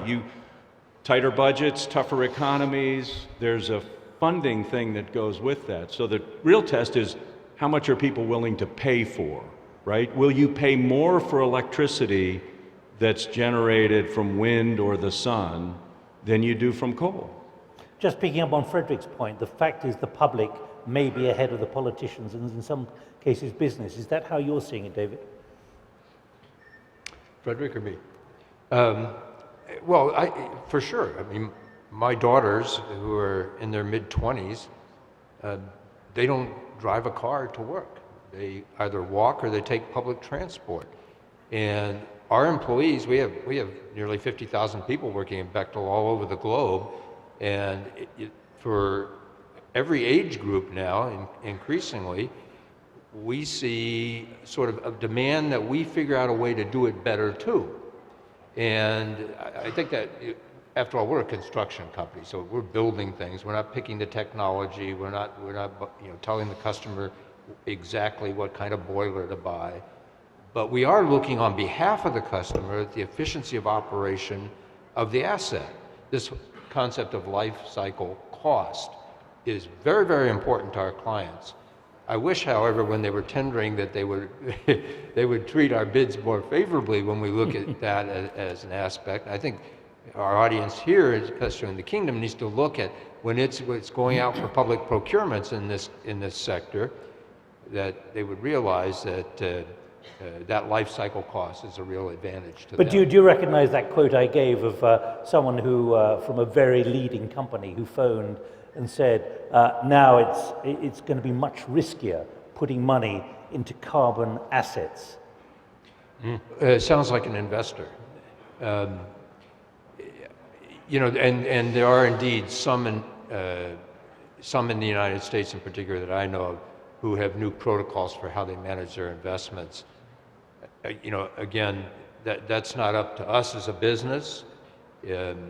We have built every single kind of power generation facility including a couple of the largest solar facilities in the United States. And I think those investors were energized by the prospect. They'll have to look at whether this works for the utilities that are buying the power and for the citizens that are benefiting from it. Frederick, again, coming back to this issue of does everyone get it? Or are there still flat earthers out there clinging to the belief that the old way is still the best way? Well, actually, you are on the point. You are on the point. I think we are in a massive change management process.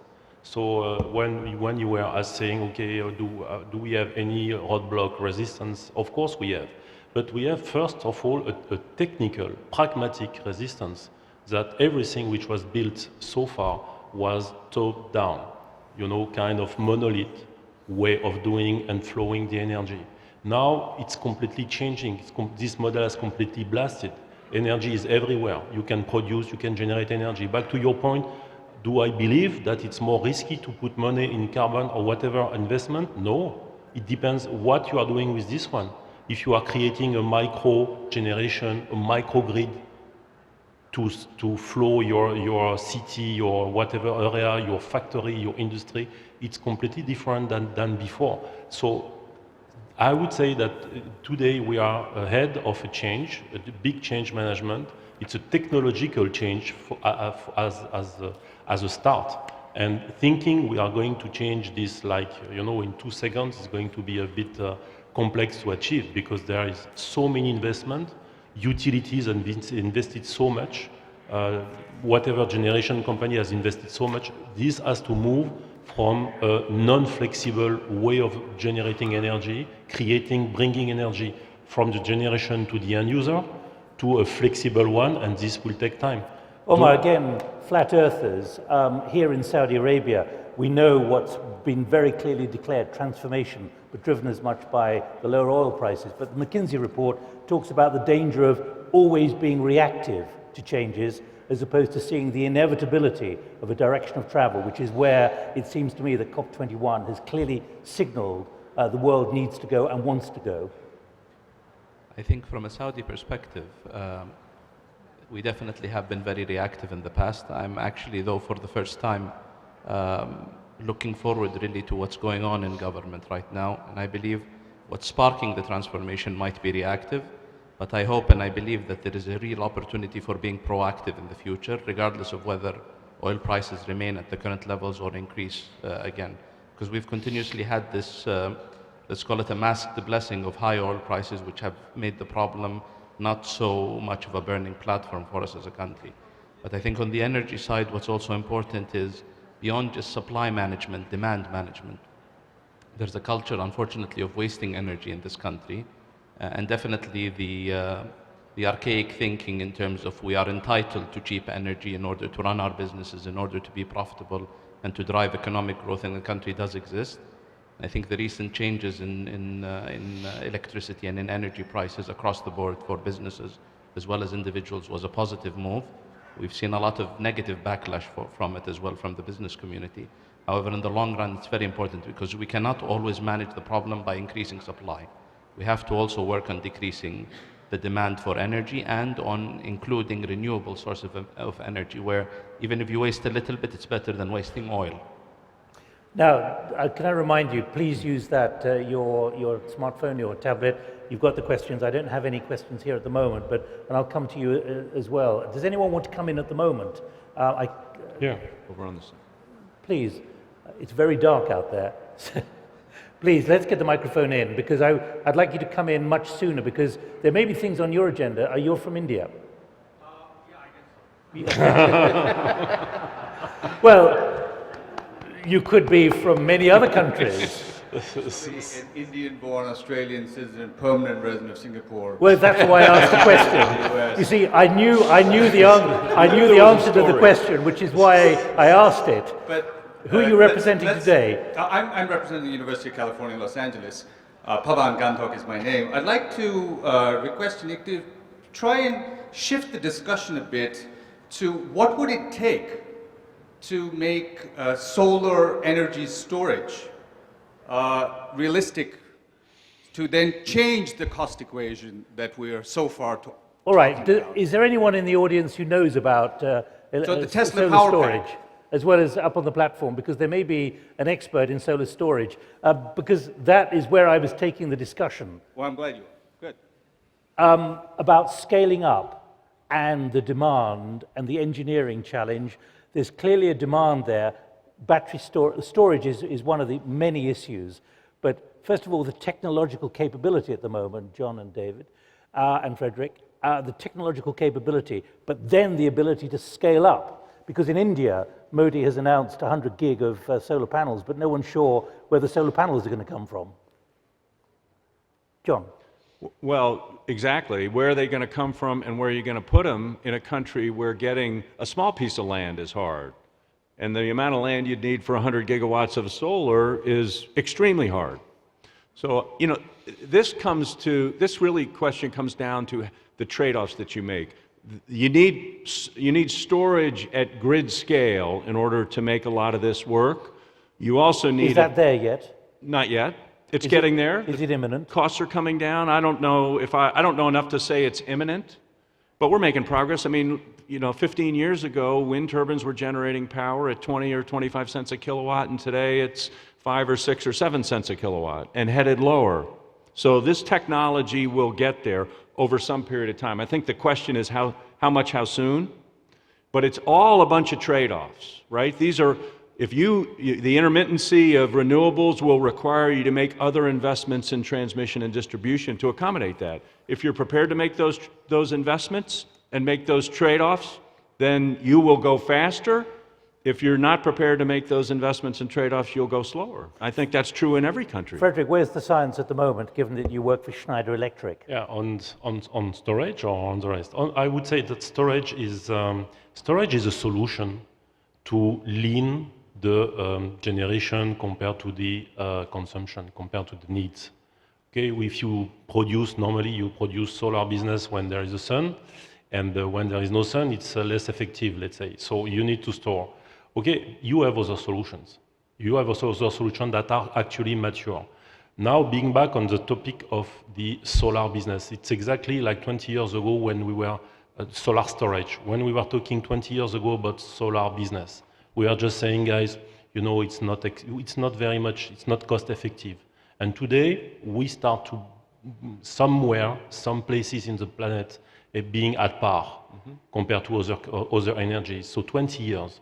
We started now the race regarding the the storage business. There are a lot of technology, of course, batteries, but also, you know, hydrogen generation that you can re-inject in the gas, etc. At the end of the day, today, those technologies are existing, but they are not cost-effective. So we need to go for this cost. Now, does it prevent us to move to this flexible grid, flexible energy? No, because we have everything already. We don't need storage so far. But technically, I mean, using John's, I think you used the word imminent, John. Technically, it's somewhere down the track. Technically, today we have solutions. They are not cost-effective. To answer your question. But in 5 years, you think that might happen? It's that kind of time scale. Omar, you're saying no. 5 years might be a bit too aggressive. I think the storage side of the solar energy value chain is the last paradigm shift that's required to really unlock the potential. We as Abdul Latif Jameel Group have funded a lab at MIT called the Jameel World Water and Food Security Lab. And at MIT, there exists cutting-edge technology observations in terms of storage.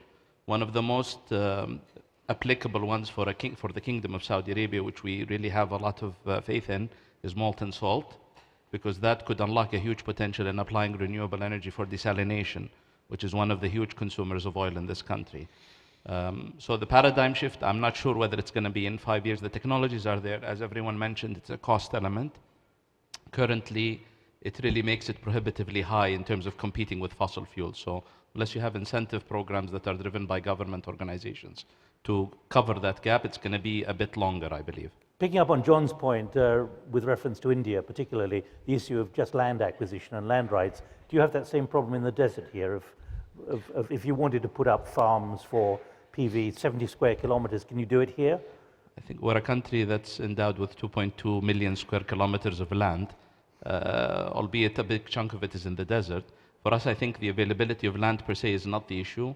The availability of the right type of land, where you have the right climate conditions, where you have less dust, etc., which all have a negative impact on solar, is going to be the issue.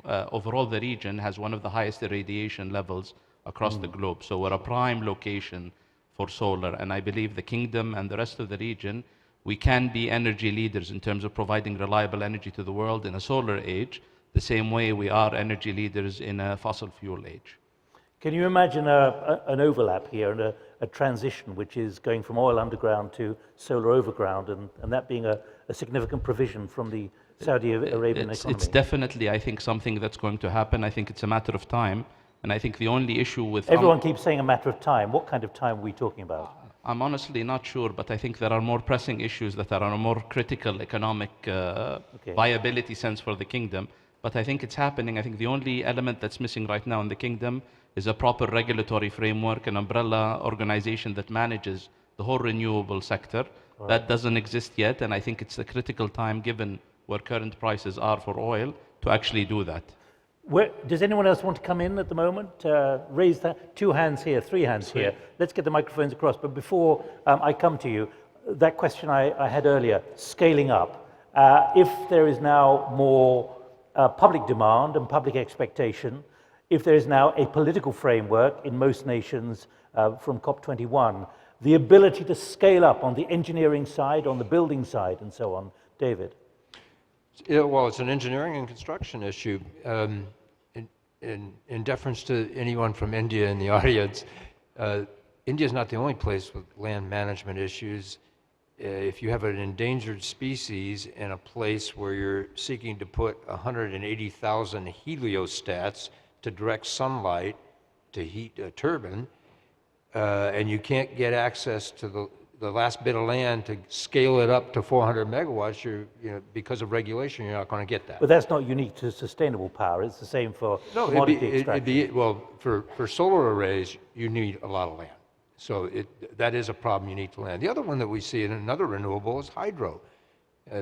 Financing of hydro projects has become constrained by essentially political decision, because it can affect people in an area where the water will fill in behind a dam. And yet in some places in the world, hydro projects are a really logical solution. Scaling up, Frederick. Well, first thing, as I was saying before, the flexibility of the delivery model is at stake. And to scale up, first of all, we need devices that are capable to interconnect together. If we don't have this network interconnected, digitalized, we will never get there. So actually, and this is why I'm saying that the kingdom is very much advanced. They are moving in that direction in their distribution network, connecting all the substations in order to make it happen. If you want to make something happen when you are having this level of flexibility, you need to remotely pilot, you need to remotely understand what is happening on your devices, on your grid, on your generation. And this is let's say the number one. The number two, I'm back to your point regarding energy efficiency. We have a trend to focus ourselves very much before the meter. We need to go beyond this meter, because there is a lot to do in energy efficiency in this part of the world, but also elsewhere. And this is something that also can be interconnected.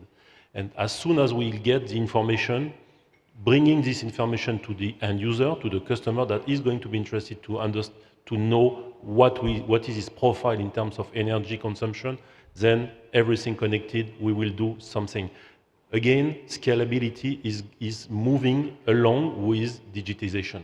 John, again, that business of scaling up, given what GE does, we've seen in China a surplus of PV cells produced, flooding the market. Mm-hmm. This is a hard question to answer. If I think about our wind business, we bought our wind business out of Enron's Chapter 11 in 2003. In the first 5 years, our customers and the government in China wanted nothing to do with this wind business. Over the next 5 years, they built the biggest wind market in the world. Okay? Today, your eyes still burn and your throat still hurts when you're in Beijing, right?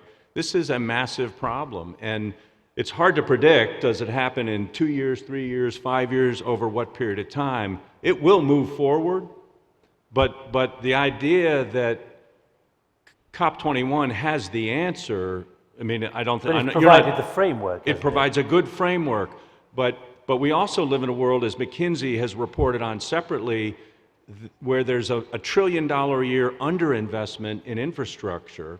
So when you add now new layers of investment on top of that, which is what a lot of this brings with it, you're talking about an even bigger problem for countries and companies to solve. So I'm not at all diminishing the significance of COP21, but there are some very tough choices that need to be made along the way in order for us to really make progress here. Okay, well, let me try the question in a different way. Has COP21 meant that when it comes to your strategic planning, you have a much clearer, definite, more confidence-building framework into which you can then address the developments and how you're going to produce product and put things into the market? If that question is being directed to me, I think it reinforces what we're already doing in terms of focusing on energy efficiency. Gives you more confidence. We have the largest hydro business now. We have one of the largest wind businesses, and we're full steam ahead.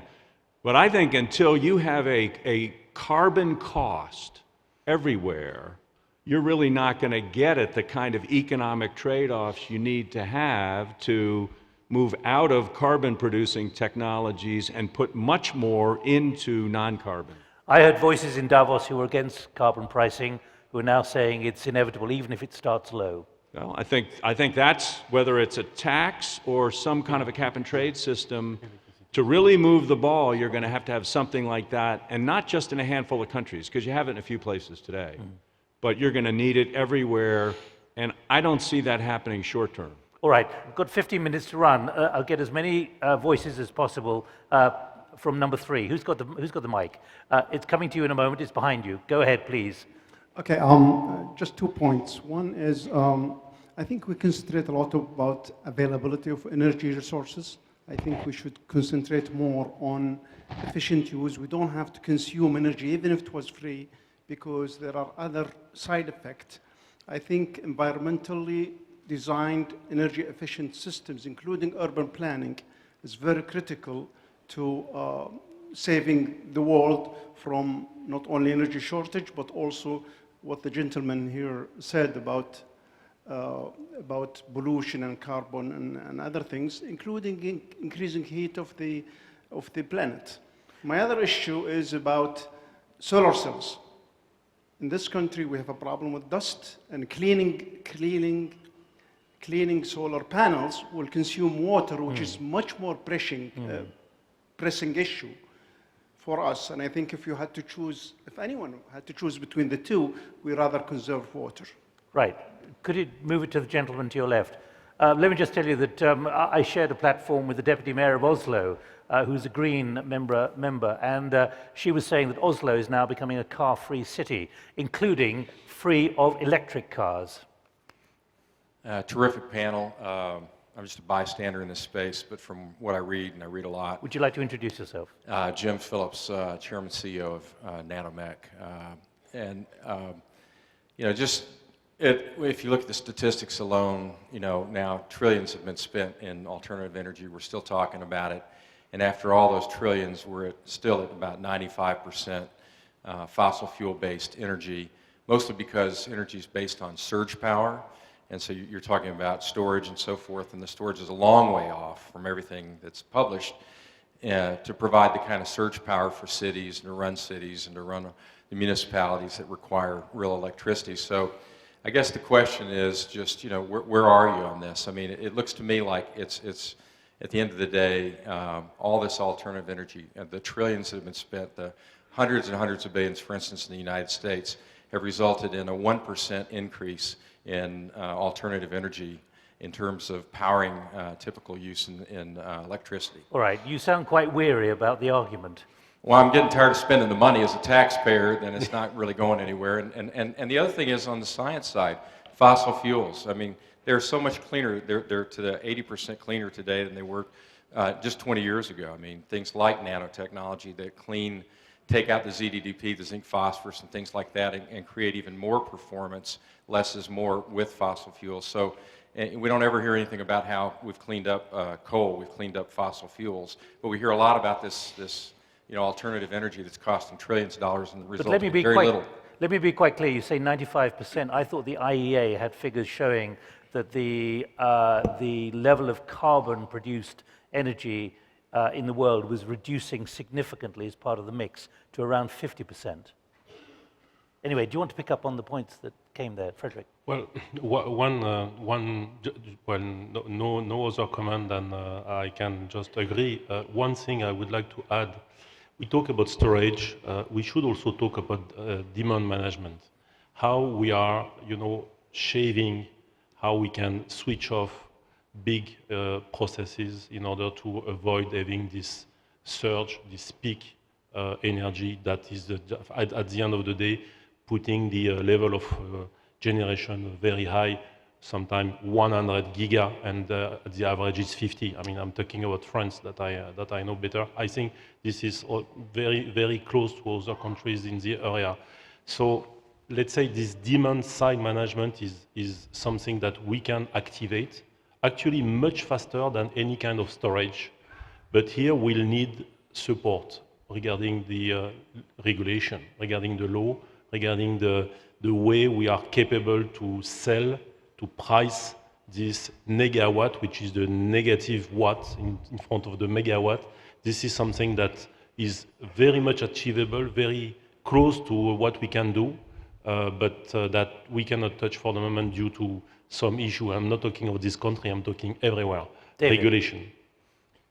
Just an observation that touches upon something the gentleman in front, our Saudi friend, mentioned, and that is you have to use water for certain things.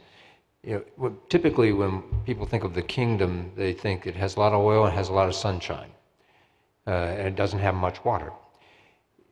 There's another thing that Saudi Arabia has been doing for many years now, and quite successfully, and that is to develop a more diversified economy and the industrial infrastructure in particular. We worked with the Royal Commission for many years at Jubail, and there I can assure you the planning of the infrastructure spread that will support investment of companies in that area, which is very important to this economy, is done with an eye to what happens with industrial power, feedstock for the industries, and industrial water. Those have to be rigorously looked at and managed so that they're cost effective for the investors. And to Saudi Arabia's credit, they've done a very, very good job of that over the years. And now that model is being used elsewhere in the economic cities, in the development of the mineral cities up north, so that diversification, which is a very important push in the economy, is done responsibly as it can. John, can you see that, are you developing self-cleaning solar cells? Not yet, not yet. But I think the point about renewables and how the U.S. didn't necessarily handle this properly is worth talking about for a second, because it applies to every government. In the U.S., there was a production tax credit that was turned on and turned off over the course of about 10 years, every year or two. So investors didn't have much clarity about whether it was going to be a long-term or a short-term thing. At the end of all this, what happened is the U.S. spent about $20 billion to incent companies to invest in wind, and probably could have gotten twice as much for half of that investment if they'd said, okay, here's your program, it's going to last 6 years, there's going to be a sunset, and when it's done, it's done. Now, in that political system, making those long-term commitments is really hard, but there are other systems where it's not as hard. And when some of the comments I made before about the need for clarity in the regulatory world, that's exactly what we're talking about. You don't have to incentivize or subsidize stuff forever, but if you want people to invest and bring costs down, give them a little bit of time, let them know exactly what the running rules are going to be, and when it's over, it's over. Certainly in Britain, the sustainability business has been decimated because since the election last year, the government decided to withdraw virtually all the subsidies. It's left 30,000 people probably without work in the solar business. Yeah. Even if subsidies were not the way to go, that was the business basis on which they went ahead with their plans, and it's decimated, as I say. Right, numbers 1 and 2, let's get both of you in. We've got 8 minutes to run, so let me go to number 1 at the back first. Can you keep your remarks reasonably short, please? Hi, Nick. My name is Nazir Aval, entrepreneur from Dubai. I've been living in Saudi for 18 years. Last 3 years, moved to Dubai. I just would like to share a few information since you mentioned solar energy and the storing of energy. We have one of our international airport in India, in Kerala, where the whole operation of the airport is on solar energy. Recently, Al Jazeera also broadcasted that the complete airport, and also in Kerala especially, we have out of a year, we have half of the year is full of rain. We don't have the sunlight, but still we are able to store the energy and operate the airport. And also in my own house, we have water heaters, everything runs on solar power.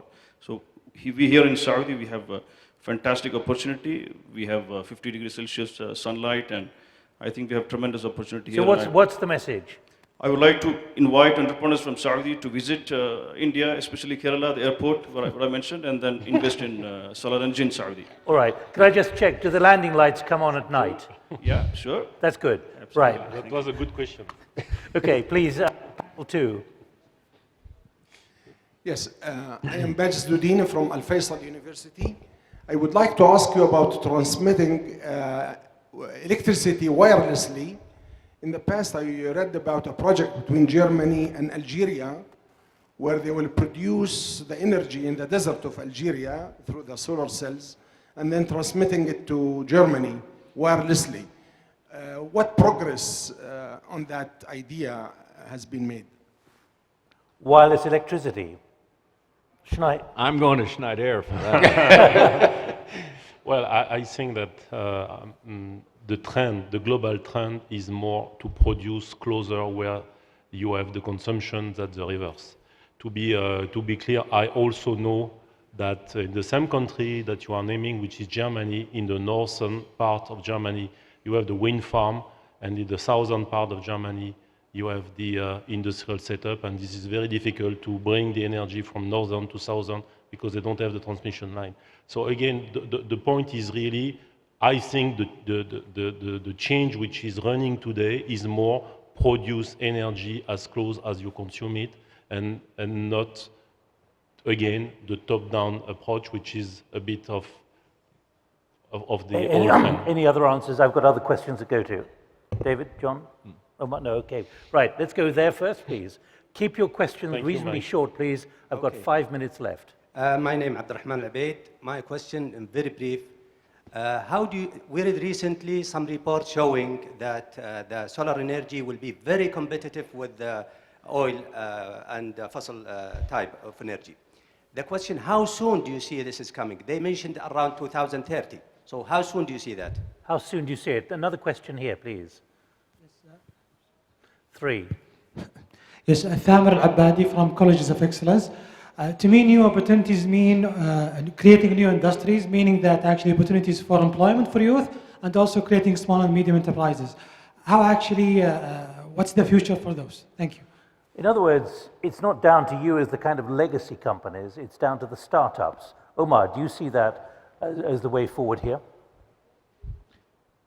I think it's going to be a mix. Ultimately, the technology development from a cost perspective is prohibitively high for the SMEs. So that's going to probably come from the leading academic institutions and the very large multinationals.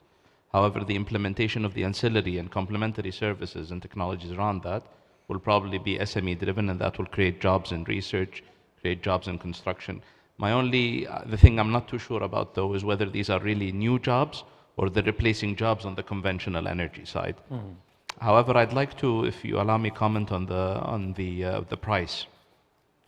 It's a fact of the matter now that the top 2 companies that bid for the Sheikh Mohammed bin Rashid solar park in Dubai, which is 250 megawatts solar development, were 2 Saudi companies, Aqua Power and Abdul Latif Jameel. And the price that actually ultimately won, and the 2 prices were actually very close to each other, was 4.6 US cents per kilowatt hour, which is more or less equivalent to the price of retail energy in the kingdom, maybe not as low as the lowest bracket of residential energy in the kingdom. So I think we're already there. It's a matter of scale, number one, and it's a matter of solving some other issues that have to do with the full energy cycle across the full 24 hours, so storage. Let me ask all three of you that question then about who's going to be leading the move into sustainable energy. Is it the big companies, three of them represented on the platform here, or is it going to be new startups? Given the way the new ecosystem of business is changing so fast. Frederick? Well, I think that the key for this success will be to, let's say, merge those startups coming with a lot of digitized innovation with big companies. Venture, and venture capital funding. Yes, I think, well, not only funding, but also from the technology point of view, merging things together. Meaning, you know, in those, like you say, big companies, we have 100 years of cumulative experience.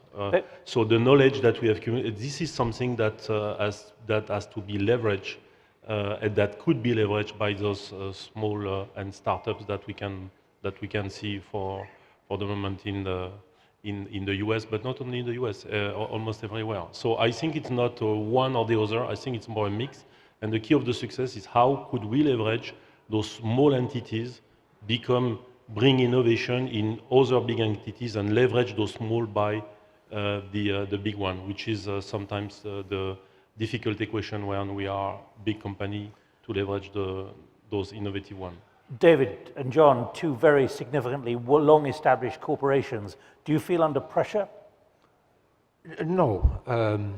If you have the right regulatory structure, if the costs are appealing to the client, including over the life cycle of the asset, if the local system can support it, and every electricity infrastructure market is different in that respect, then these things are constructible and can be done, in my judgment, efficiently.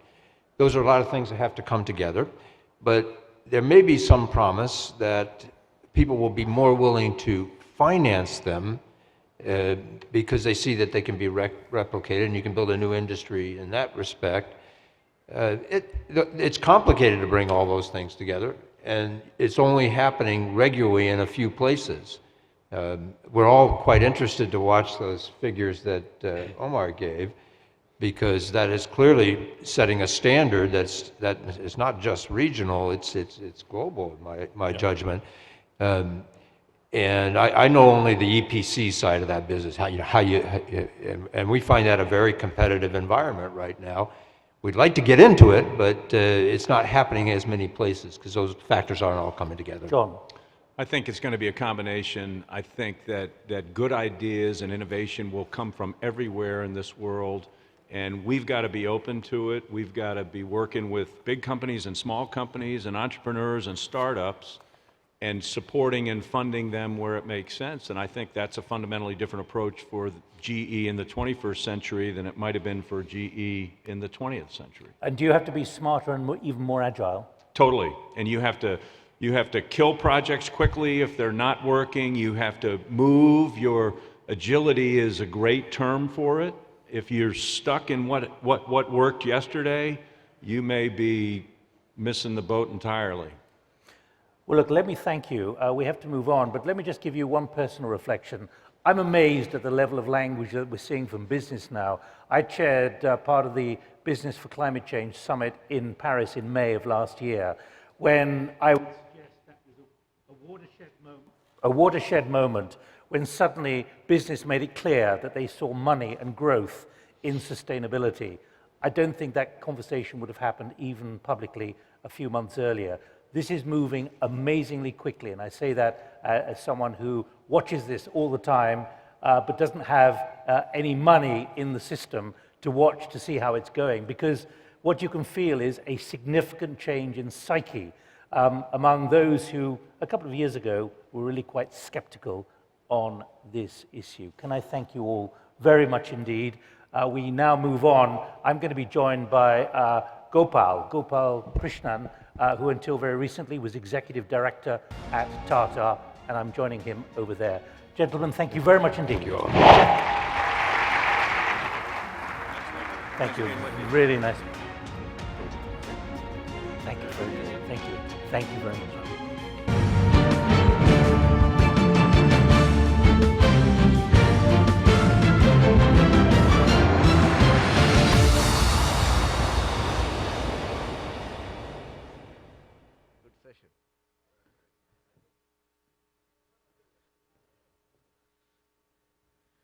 Morning.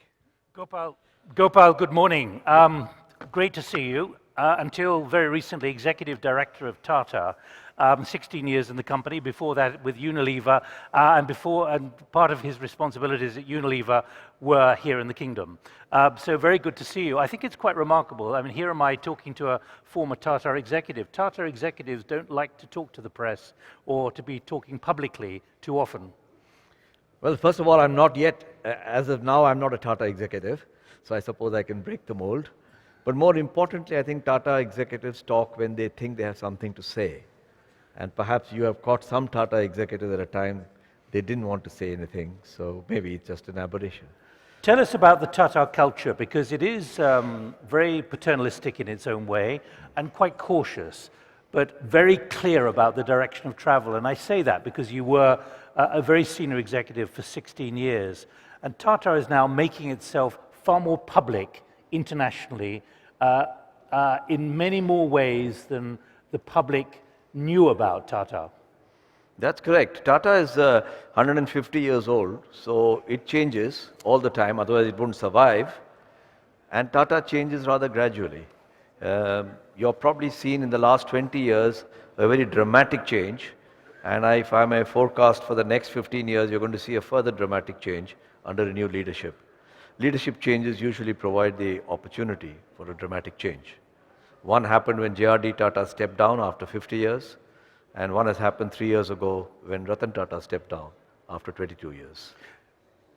There are many lessons from Tata, and that's why we're talking about your former position and your former responsibilities, because in many ways, Tata is seen as a fantastic symbol of what can be achieved, particularly because of the amount of your revenue you put into philanthropic operations. It's not a typical company. And you tend to have a reputation for being considered, quite slow in your decision making. We've just heard from John Rice there, the need to be agile and smart now in this new environment. How does a company like Tata shift the way it handles business decisions in this new, often overwhelming environment? I think it's a challenge. To suggest that it isn't an issue would be rather silly. Tata is very reflective about what it does and takes its time making a decision. And some people criticize us for having taken what they perceive, with hindsight, as impetuous decisions, for example, in an acquisition. But to be honest, agility does not mean not using your ability to analyze and reflect. And Tata is constantly trying to balance the analytical and the rational with the intuitive. And occasionally, it could be argued it has got it not quite right. Tata has got an extraordinary portfolio, which goes from Taj Hotels to oil to steel, big problems in Britain at the moment, but right around the world. And you went through the business of building cars, the Nano, which turned out to be a bit of a disaster, not least in where you decided to try to acquire a factory and just the problem of getting land there. And then, of course, there's been the amazing success of Jaguar Land Rover, but it's not Tata Jaguar Land Rover, it's Jaguar Land Rover, which is owned by Tata. What about the contrast there between great success and, frankly, things that have gone wrong? You know, life is all about such contrasts. There are brilliant people who have a very difficult time in some other aspect of their lives. There is no doubt that our domestic passenger car business has had its enormous challenges. And I would slightly disagree with you that it is not Tata Jaguar Land Rover, but Jaguar Land Rover owned by Tata. Because in the public space I'm talking about. In the public space, I understand that.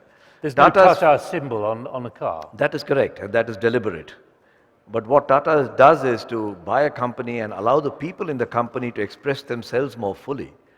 And it took some Germans and some Brits to be put together to give expression to the dreams that they had. And I think Tata financed it and spoke up for it in terms of money.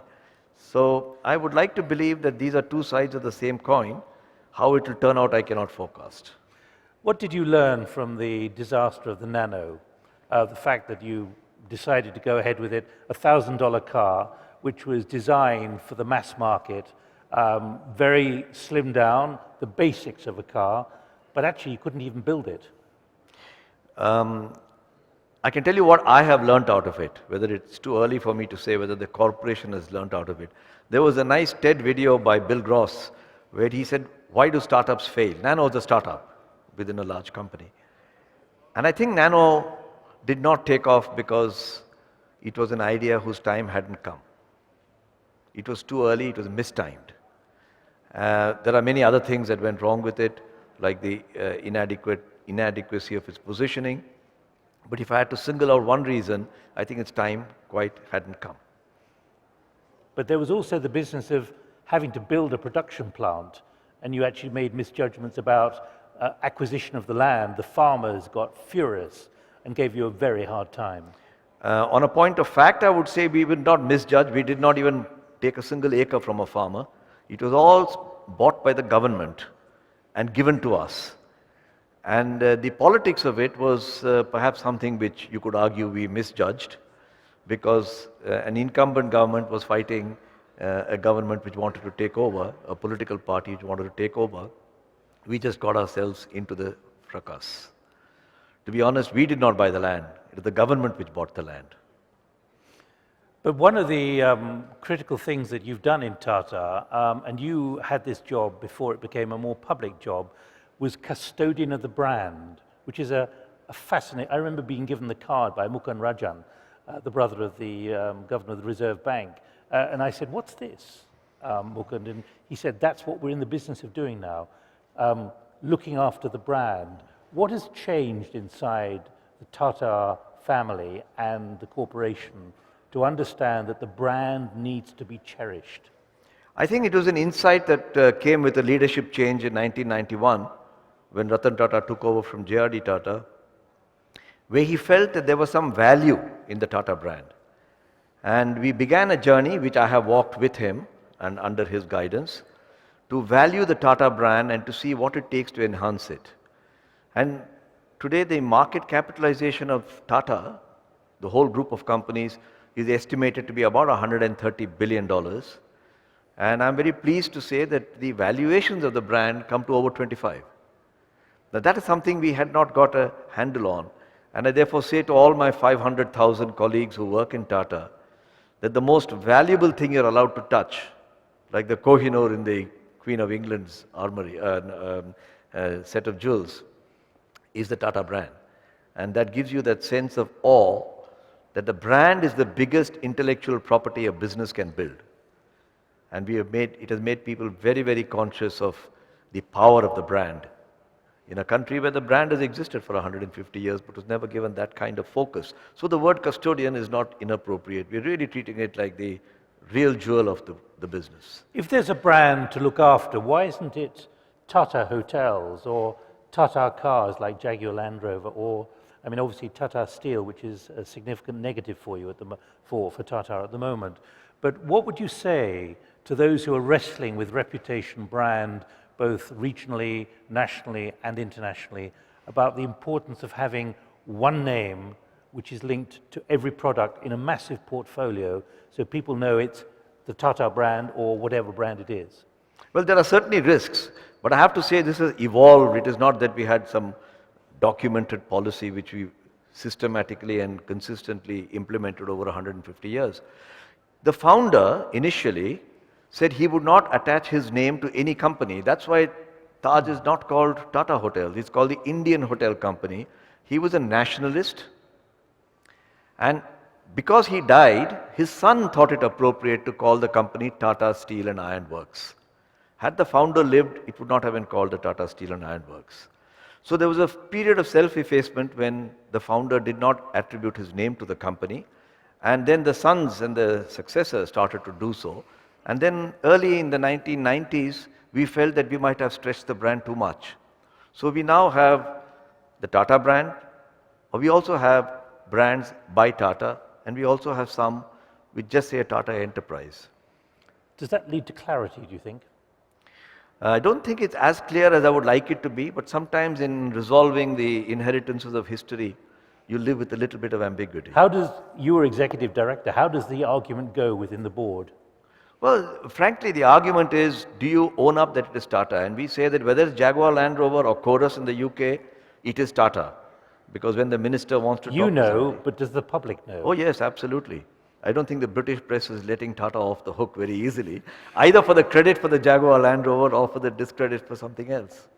When you think of difficult decisions that have had to be made, and I come from Britain, and within the last 2 weeks, Tata has announced the scaling down significantly of Britain's largest steelworks in Port Talbot in South Wales. But I do that not because I'm a Brit, but because it's emblematic of a significant problem in the steel industry, particularly from Chinese oversupply. When you think back to the board decisions you were involved in 10 years ago, when Tata was wanting to invest in steel, what was the prognosis then about why Tata should be involved and saw it as a profit center? You know, to be honest, the set of assumptions that we had at that time in the world, we didn't know that something called Lehman Brothers is going to happen. I don't think anybody knew, including Lehman Brothers. Iron ore was selling at over $100. Steel was selling at astronomical prices. Chinese, it was thought, would consume steel till we are all very, very old people. Lehman Brothers happened, and a number of things happened subsequent to that, which changed the whole dynamic. And of course, things are happening in China right now. So it is with hindsight one can say that despite the quality, high quality of debate you guys had, you could not foretell the future, and that is a charge I would accept. It's not easy. We just heard from John from GE, when something's going badly, you shut it down. You just have to make a very difficult decision.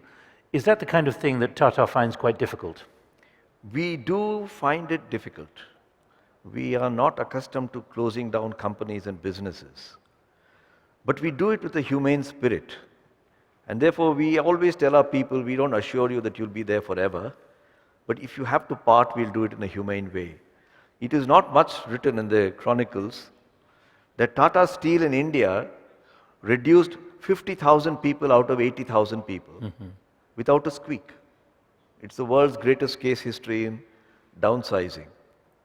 But we spent the money to make sure they were not out on the streets. And I'm sure that whatever we finally come to in the UK, we will do our darndest best to achieve in the same way. In our final 2 or 3 minutes, Gopal, the business of philanthropy, for which Tata is renowned, particularly in India, how important is that to the brand? Others would expect surplus cash to go to shareholders. You have a very clear message and mission, which is to do something rather different with your money. What's your reflection on that principle? You know, Tata was born, like in Britain, in the industries of the 1880s, 1890s, with we are the world's first socialistic capitalists, or capitalistic socialists. The founder said that the firm is not standing apart from the community, we are there because of the community, and so what we earn from the people of this country must go back to the people of this country. He used the word country, today you could say consumers all around the world. And that was the motto of Unilever, Lever Brothers. And when the founder of Unilever died, he left a lot of money with the Leverhulme Trust, and so did he. So it's a fundamental belief.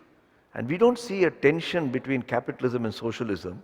We find there's a tension in the minds of capitalism elsewhere, if I may say so in a broad way, in the Anglo-Saxon world, but that's a tension they have to sort out. But given that we are in an age of corporate social responsibility, CSR, you worked for Unilever before, you've now been working for Tata. What's your message about how companies, many more corporations, could take that view without diluting their direction of travel, ultimately as successful corporations? You know, I can talk only from my experience in 2 wonderful companies, Unilever and Tata.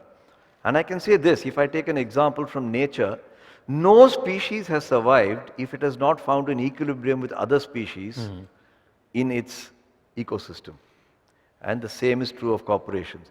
Long-living corporations, anywhere in the world, and I've done some study on this, find an equilibrium within their ecosystem where, whether you call it CSR, you call it socialistic capitalism, they have found a way to balance the multiple interests of stakeholders.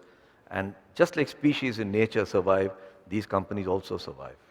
Last thought, Gopal. You've retired at the age of 70. It's very tough these days as an executive director or a director of any company. Public expectation, the world is moving amazingly fast, often in unthinkable directions. What's your reflection of the challenges now in the boardroom?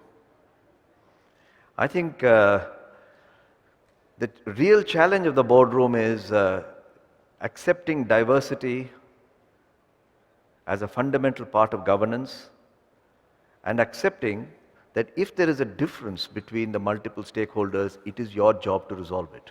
What do you mean by diversity? What's your definition of diversity? I think society is complex in every part of the world with aspirations, whether it's gender diversity, caste, nationalities. We now have 500,000 people, of whom 100,000 people are foreigners, so we can't continue to think of ourselves as an Indian company anymore. And therefore, the ability to express empathy within another point of view, which comes from a different philosophy, is extremely important.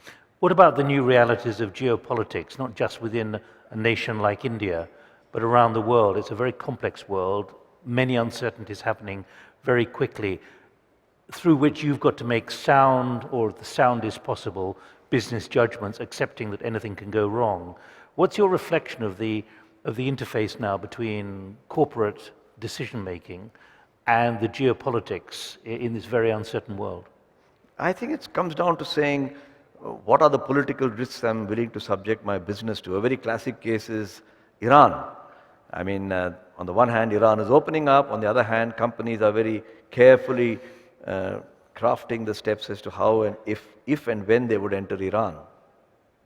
And that's a product of the modern geopolitics in the world. Iran is a very, very good classic example. But what I'm getting at is geopolitics now becoming a more significant factor in the kind of judgments that you were having to be involved in the corporation you've just left? I think so. But I suspect if you ask my predecessor 40 years ago, he would have said the same thing. Because it was an era when colonialism had just ended, new democracies and new countries were emerging, and they had to be sensitive to those geopolitics. But he didn't have a smartphone. He had probably a telex machine. Correct. That is true. I agree that the forces of technology are rapidly changing, but the tools to cope with those changes are also rapidly changing. And you've alluded to the cell phone. So I think the gap between the two is pretty constant. Final thought, what about the next generation? What are you seeing, not just in India but elsewhere? There are some who say that actually many of the new generation who might have seen themselves as the future mid-career fast trackers going into major corporations are now wanting to start up their own companies. They want to take their own risks. They don't want to actually become corporates. Is that what you're discovering? I think so. There's an energy everywhere around. You see, this point about startups should not be dismissed cynically by people of my sort of age group. Unilever was also a startup. Just happened to be 150 years ago. So was Tata, and so was every other firm. But there's an energy with young people. India is absolutely throbbing with that energy, and I'm sure it's happening in many other parts of the country. And I think this is a new wave of entrepreneurship driven by the new technologies that's going to dramatically change the world. And young people are fantastic, honestly fantastic, because they're willing to take the risks and they have a support system which allows them to take that risk.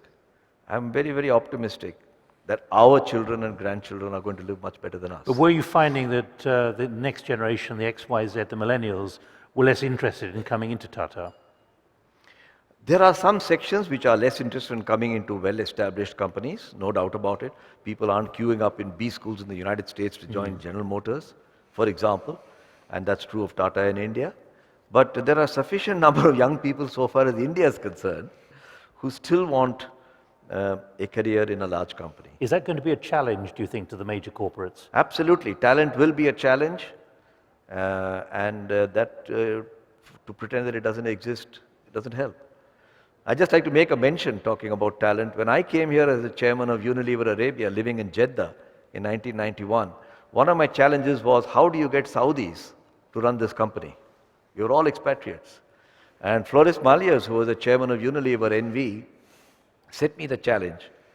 And we went to every business school campus in Saudi Arabia and the Gulf countries. I remember going to King Fahad University. I remember going to Bahrain, to Kuwait. And we recruited 11 young people. And I sent them for training to Al Jizan. It's not a place young people wanted to go to in those days. But I'm very proud to say, not because of myself, but because of the Unilever system, one of them is the chairman of Unilever Saudi Arabia today. And I'd love to see Saudi Arabia develop its capabilities in human capital, and I think it's possible. Gopal, thank you very much indeed. I should tell you he hasn't retired. He's given me his new card, which says MindWorks. So you've just refocused your life, moving on from where you've been executive director at Tata. Thank you very much indeed. Thank you. Thanks a lot. Thank you. Thank you. Thank you.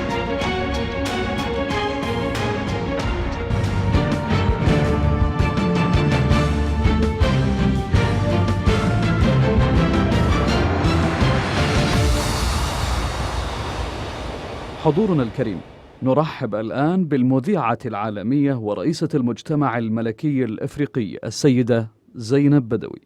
Ladies and gentlemen, international broadcaster and chair of the Royal African Society, Ms. Zainab Badawi.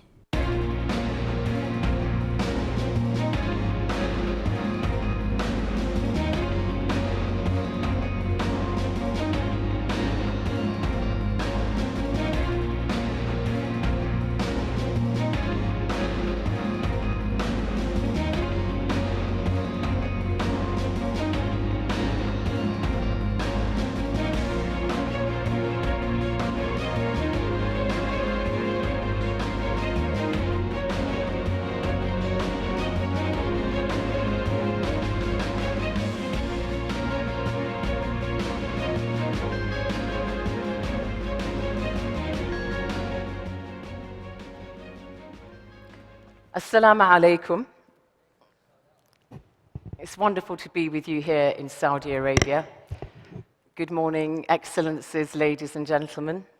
I'm Zainab Badawi, or I should say, since I'm in an Arabic-speaking country, Zainab Badawi. Really wonderful to be with you at this SAGIA Global Competitiveness Conference. So it is my pleasure to be presiding over this session, which is on transport and the race against time, a connected global economy.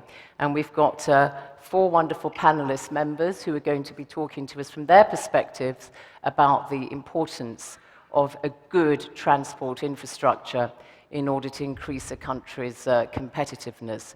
And of course, this comes against the background of a huge drive here in Saudi Arabia to the tune of $140 billion over the next decade or so, investment in transport infrastructure primarily.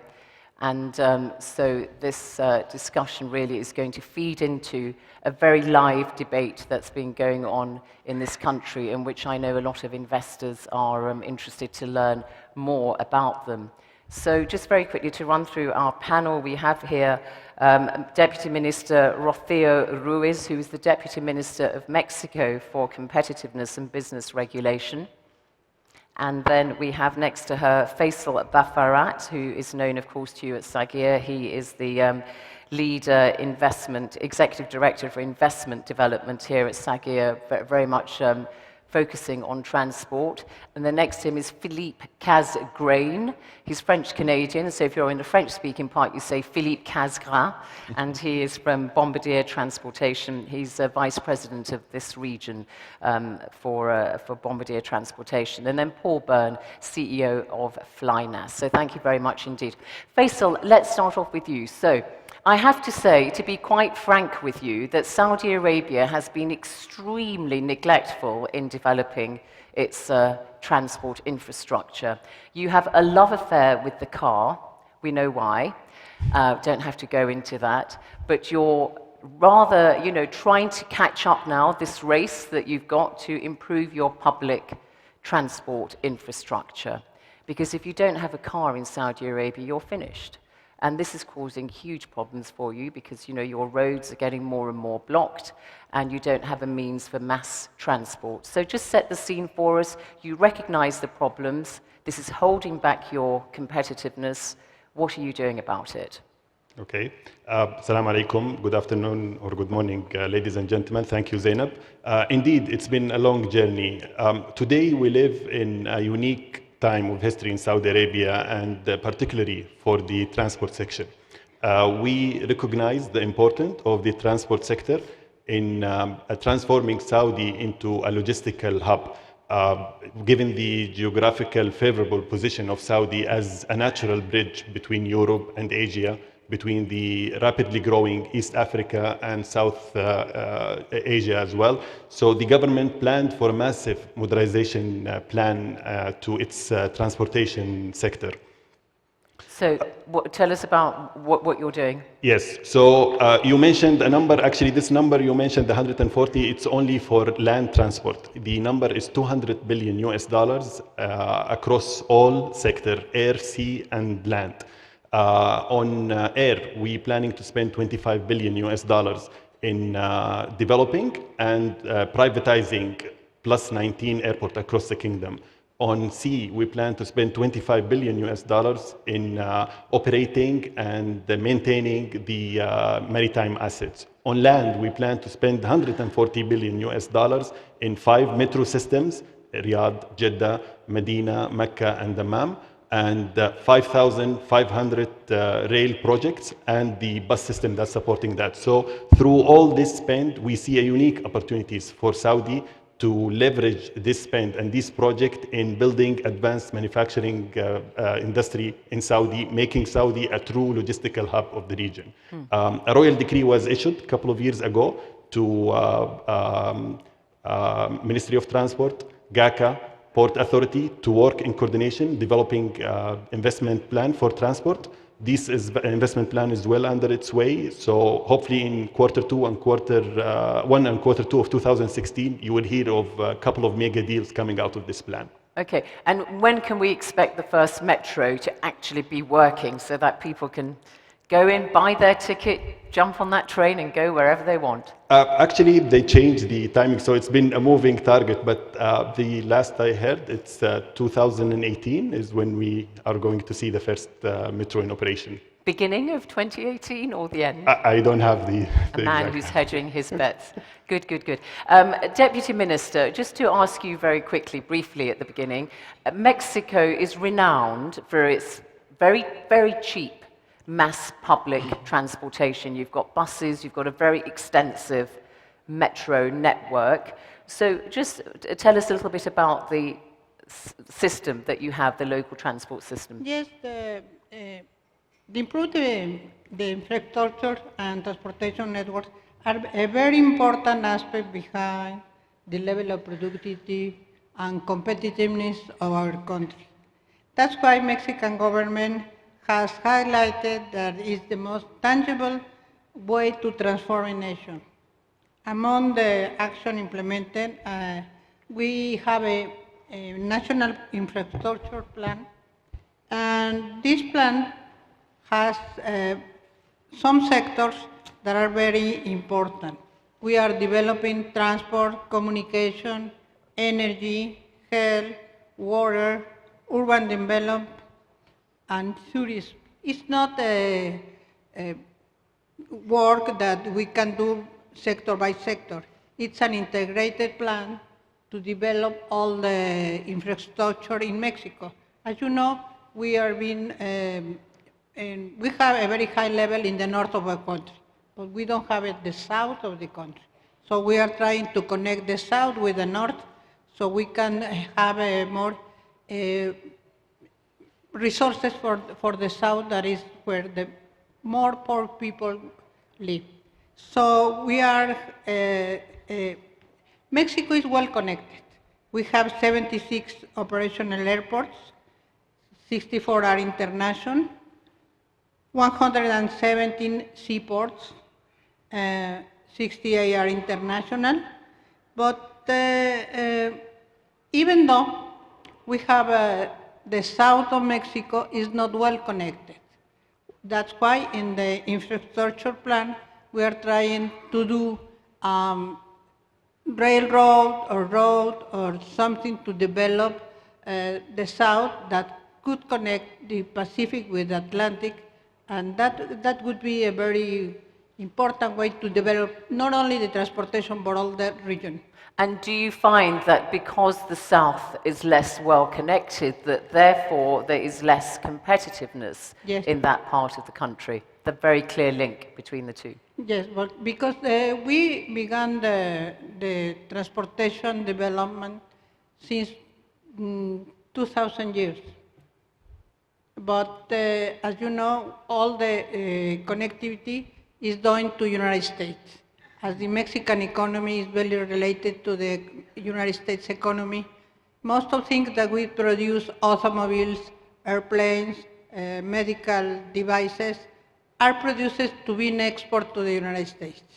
The priority in the design of the economy and competitiveness policy is how we can sell all these things in other markets. Mm-hmm. Mainly in the United States. We are trying to export to other countries because we have 11 free trade agreements with other countries, with European, South America, and Asia. And we are going to close to finish the negotiation with the TPP. And we want to export to other countries.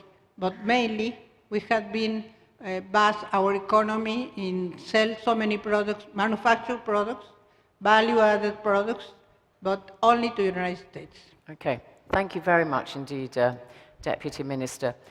Philippe Casgrain, from Bombardier Transportation, you're obviously one of the world leaders when it comes to rail and metro systems and that kind of thing. And you've actually got some projects here in Saudi Arabia, including the metro and some airport transport network. So just tell us a bit about what you're doing here and the kind of challenges you've met. So currently we are the supplier of the heart for the Haramain high-speed train that will link the two holy cities with the new Jeddah airport and Jeddah. We are also working and currently installing an airport people mover within the new Jeddah airport. We are also building a monorail in the King Abdullah Financial District, not too far from here. And as mentioned, we are producing the vehicle for one of the metro line for the Metro Riyadh. I think you have all seen the construction. So it's building 6 line, and we will provide the vehicle from one of the line. Mm. So in terms of the challenges, I think one of the thing is the industry is relatively new here. The people are not used to public transportation. The resources to perform the project is quite difficult. So when we've started a few years ago with the first project, we had to develop a specific program to develop the resources. We've built a project management academy so that we could take young people from the university and train them for 2 years so that they become expert into the train and public transportation field. We've brought a lot of them in some of our developing center or manufacturing center throughout the world so that we can start to build the capability. And I must say that when we see now the Metro Riyadh organization, we can see that the capability are starting to build. We see it also as other cities, as you mentioned a bit earlier, are in the planning phase of their system. And we see a bit more maturity on how to develop, how to integrate the system, because it's not only the metro, as you mentioned, the vehicles are already running, but it's all about the feeder, it's all about the door-to-door, how do we make sure that people will leave the station, go to their home. This whole integration needs to be developed, and for instance, the city of Jeddah is having a very comprehensive plan to basically not only do the metro system, but also the light rail system, a tram system, even the boat that could link some of those stations, so they have a comprehensive view on how things should be going forward. And again, do you have a timeline at all for some of these key projects, when we might see them actually in operation? I think it's one of the constraints because, as I said, those are big challenge. I must say, the challenge that the city of Riyadh has decided to build 6 lines at the same time, 180 kilometers within 5 years, 80 station is a huge challenge. So as far as we are concerned, the vehicles are, we're starting to build the vehicle in the fall. We will send 2 trains in Canada to start testing, and hopefully by the end of this year, the first vehicle here to be ready once the infrastructures are ready. You're not expected to do it all, are you, by yourselves? No. Yeah. But it's a huge achievement. There's not many cities who decided. Usually they will progressively go line by line. The plan was to build the 6 lines, and it's a big challenge. So Paul Byrne, CEO of Flynas, when it comes to air travel in Saudi Arabia, obviously a big country, that is, by comparison to these other projects we've been hearing about, a much more mature form of transport. And Flynas came in on the scene just under 10 years ago. So now you are a duopoly. Only Saudi airline and Flynas can operate in Saudi Arabia, connecting cities and so on. You've also got ambitions to expand in the region. So in terms of air connectivity in Saudi Arabia, are you happy? Yes. As you say, we've been in business almost 9 years now, and I think we've finally got to a stage where, for the first year, for example, this 2015, we were profitable. So we've become the first profitable Saudi airline known to man, which is great. So, and 70% of that profit came from the kingdom. So we've proved that it can be done. We've proved it so much so now that there are 3 competitors eager to get in on the game. We'd be delighted to see them coming. One of those competitors is going to work the northern airports and open up a base in a city called Hyle. So there's 27 different airports in this country. We operate to 10 of them at the moment. We're about to open next March Al Juf. So we're looking to expand sensibly, profitably within the region, and more importantly within the country. And we see our job as to provide a service, a profitable service to the people of Saudi Arabia, to connect businesses and families. And we're very happy with the way things are going. We're very encouraged with the way the government has changed its thinking. We do still have a fare cap, which is in position until 10 days before departure. We could do without that, quite frankly, because we don't see any other subsidy from the government. We're aware that Saudi have been in business over 70 years, which is the maturity that you speak of in the marketplace. But I think what we're doing is we're bringing a fresh face to that and giving the people of Saudi Arabia a choice, which is really important in the airline business.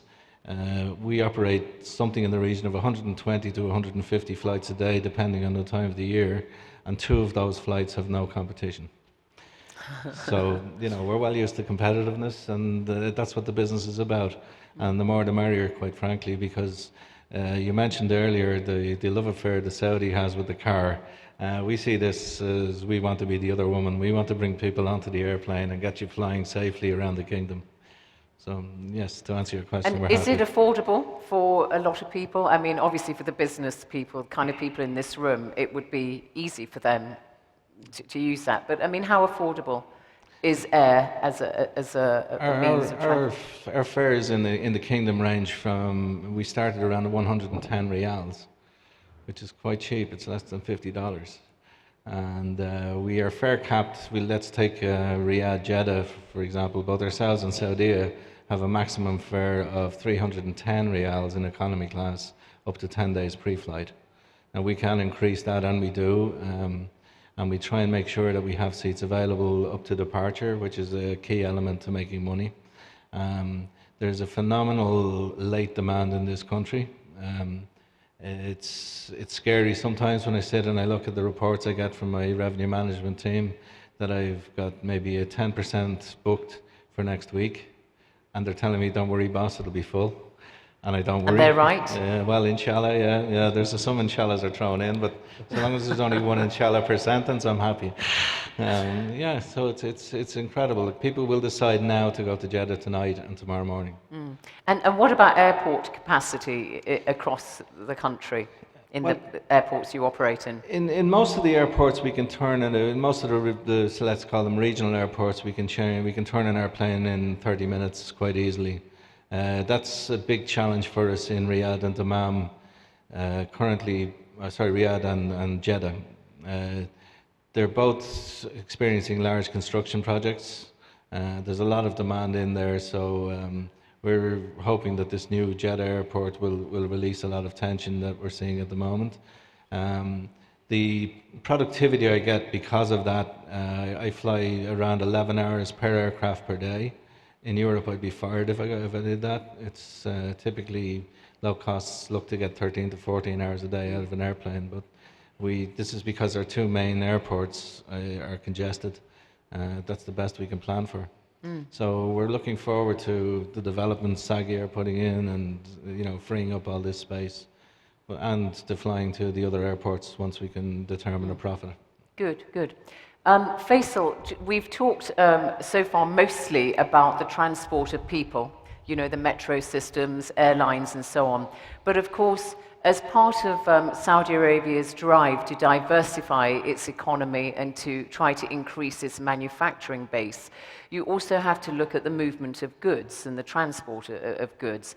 And I'm particularly interested and struck by the port at the King Abdullah Economic City, and the new King Abdullah port, which it is said is not there to rival the Jeddah Islamic port, but really to try to push Jebel Ali at Dubai out of business, at least here in Saudi Arabia, because as things stand, I mean, it is really quite surprising, I think, to a lot of people that a lot of goods destined for Saudi Arabia have to come to the port in Dubai and then come into Saudi Arabia by land. And so the plan is now at the port to expand the port, and you're already getting in pretty large ships and so on. So maybe tell us a bit about infrastructure when it comes to, maritime and the port and the vision to build the new port at just outside Jeddah. Okay, so actually King Abdullah Port is complementing to the Jeddah port. 95 of our imports move through ports, not plane or land. And we see a huge deficiency, even especially around the holiday period, when there is a delay in the port. The ship will come from Suez Canal, will go down to Aden, and then all the way to Dubai. Now, this will be cut to, I don't know the exact number, the figure, but I think it's half the time. Instead of 1 week, maybe it's 3 days, because it will come either to Jeddah Port or to King Abdullah Economic City Port, and you have the land bridge connecting to the East Coast. So that's part of what we're doing. And I talked about the investment that's done. It's not majorly to improve and to add more ports, but to upgrade the current assets that we have in the maritime. And are you happy? I mean, it's in terms of sort of automated procedures and offloading and that kind of thing, the logistics of it, because that's very important. Actually, that's where they have the investment. It's just improving the process and automating the process. Mm-hmm. And also, do you see that port perhaps as developing as a gateway, particularly into East Africa, which, you've got Port Sudan, of course, and Africa just across the water from the Red Sea very easily? No, actually there is a third port that will be the gateway to Africa, which is the Jizan economic cities, because that's much closer to, it's the gateway to the African Horn. I'm sure you've heard about the Silk Road Initiative, and one of the key approach for Saudi is how do we leverage the Silk Road Initiative to pass by Saudi through Jizan into the African continent. Yeah, very important, because of course in in antiquity, control of the trade around that area was a huge bedrock, wasn't it, for a country's wealth and prosperity. So you do see that as part of the vision of becoming more competitive globally, is to be able to use these port facilities to send out 100%. things, yeah. Paul, just coming back to air transport, I mean, air freight, is that something that also you believe it has got a great deal more potential in this country? We've absolutely negligible amount of freight that and it's all just coming in from Dubai. Very little is exported from the kingdom. So we don't see freight as a big part of our business because we're regional. It's more, there is quite a large division of Saudi is cargo. They have 747s running things, but they tend to go to Europe, we don't. So as far as cargo is concerned, it seems to be more of a road issue in Saudi Arabia than air. So are there any questions that we would like to take from the floor? One hand there. There are some roving microphones. And also, yep, could we have one microphone there to this gentleman here in the white? And if you stand, perhaps, and introduce yourself. Thank you, number 3. Can I see any other hands? Got about 20 minutes left in this session. Any other hands? And one hand there, yeah, okay. We'll take a couple at a time. So please, sir, introduce yourself and organization if relevant. One question for the gentleman from Flynas. And, okay, I'll try to phrase it in a non-challenging way. You see more and more foreign airlines reaching out to airports that are seen to be domestic. For instance, Turkish Airlines is reaching now for maybe 6 or 7 airports, and they're requesting access to more airports in Saudi. How do you see that as a matter of competition to airlines that are supposed to be working domestically? And what do you think the kind of protection on a regulatory framework needs to be addressed? Okay, let's take that straight away. The Thank you. regulatory framework and the so we see an awful lot of airlines, as you say, not just Turkish Airlines, but opening a lot of direct international flights from the regional airports. This is something that the regional airports, as you can imagine, are encouraging because they would have to fly with me up to either Riyadh or Jeddah and then fly internationally. Again, it's just part of that whole competitiveness element that we have in the business. I would never recommend that the government tries to regulate it too heavily, because once you start to get into too much regulation, you get into hardship for the customer. So it's up to people like myself to find those areas and start to fly them myself once I can expand my fleet. And if I don't, well, you know, that's a lesson learned. You know, there's a huge appetite in Saudi Arabia for international travel. And I know my limits, I know what I can provide and what I cannot provide. So there's always everywhere I go, people tell me you should fly from A to B, and you know, because this airline is doing it and that airline is doing it. I say good luck to them. At the moment, I'm happy where I am. Inshallah, I'll have enough time and money to get into those airports and compete with them and give those cities the service they deserve. Thank you. Okay, there was another question there. So we heard about 2018 plans for Metro. What is the latest and greatest regarding the GCC rail project, more for the region and then additionally for the Bahrain Causeway? Okay, thanks. We'll keep that in our head. Somebody else had a microphone here, question here, and there's one here. Smiling, charming gentleman here in the spectacles and his friend next to him. Yes, thank you. And was there one there? Okay. Now? Yeah? Yeah. Be my guest. As far as opening up the country for visitors, first of all, my name is Fahad Al-Taghaithir, and I write in Al-Hayat newspaper. One of the programs for the transformation of the economy and the country is inviting and opening up the doors for tourism. What is SAGIA doing in terms of pushing for regulations to ease up the use of the visa, or to make the visa issued in Saudi entry ports to encourage more visitors, especially from the friendly countries that we have good relationships, in terms of trade and business. All right, thank you. Should we take the metro one first? Perhaps, Philippe, you could answer that on the ambitions for the GCC metro and Bahrain in particular. Yeah, we're not I think every city in terms of public transportation now in the Middle East are looking at different plans. We've discussed about Saudi. Is the same thing also in the different other countries around Saudi.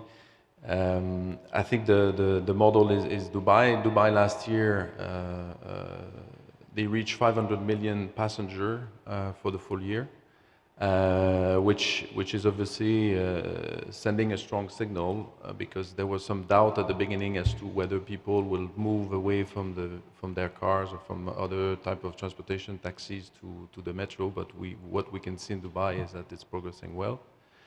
With regard to the GCC link, unfortunately, I don't have much information on this one as we're not involved.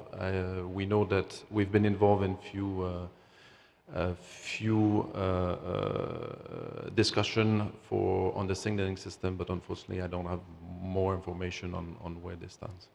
I apologize. Okay. Deputy Minister, you wanted to say something about the metro in Mexico?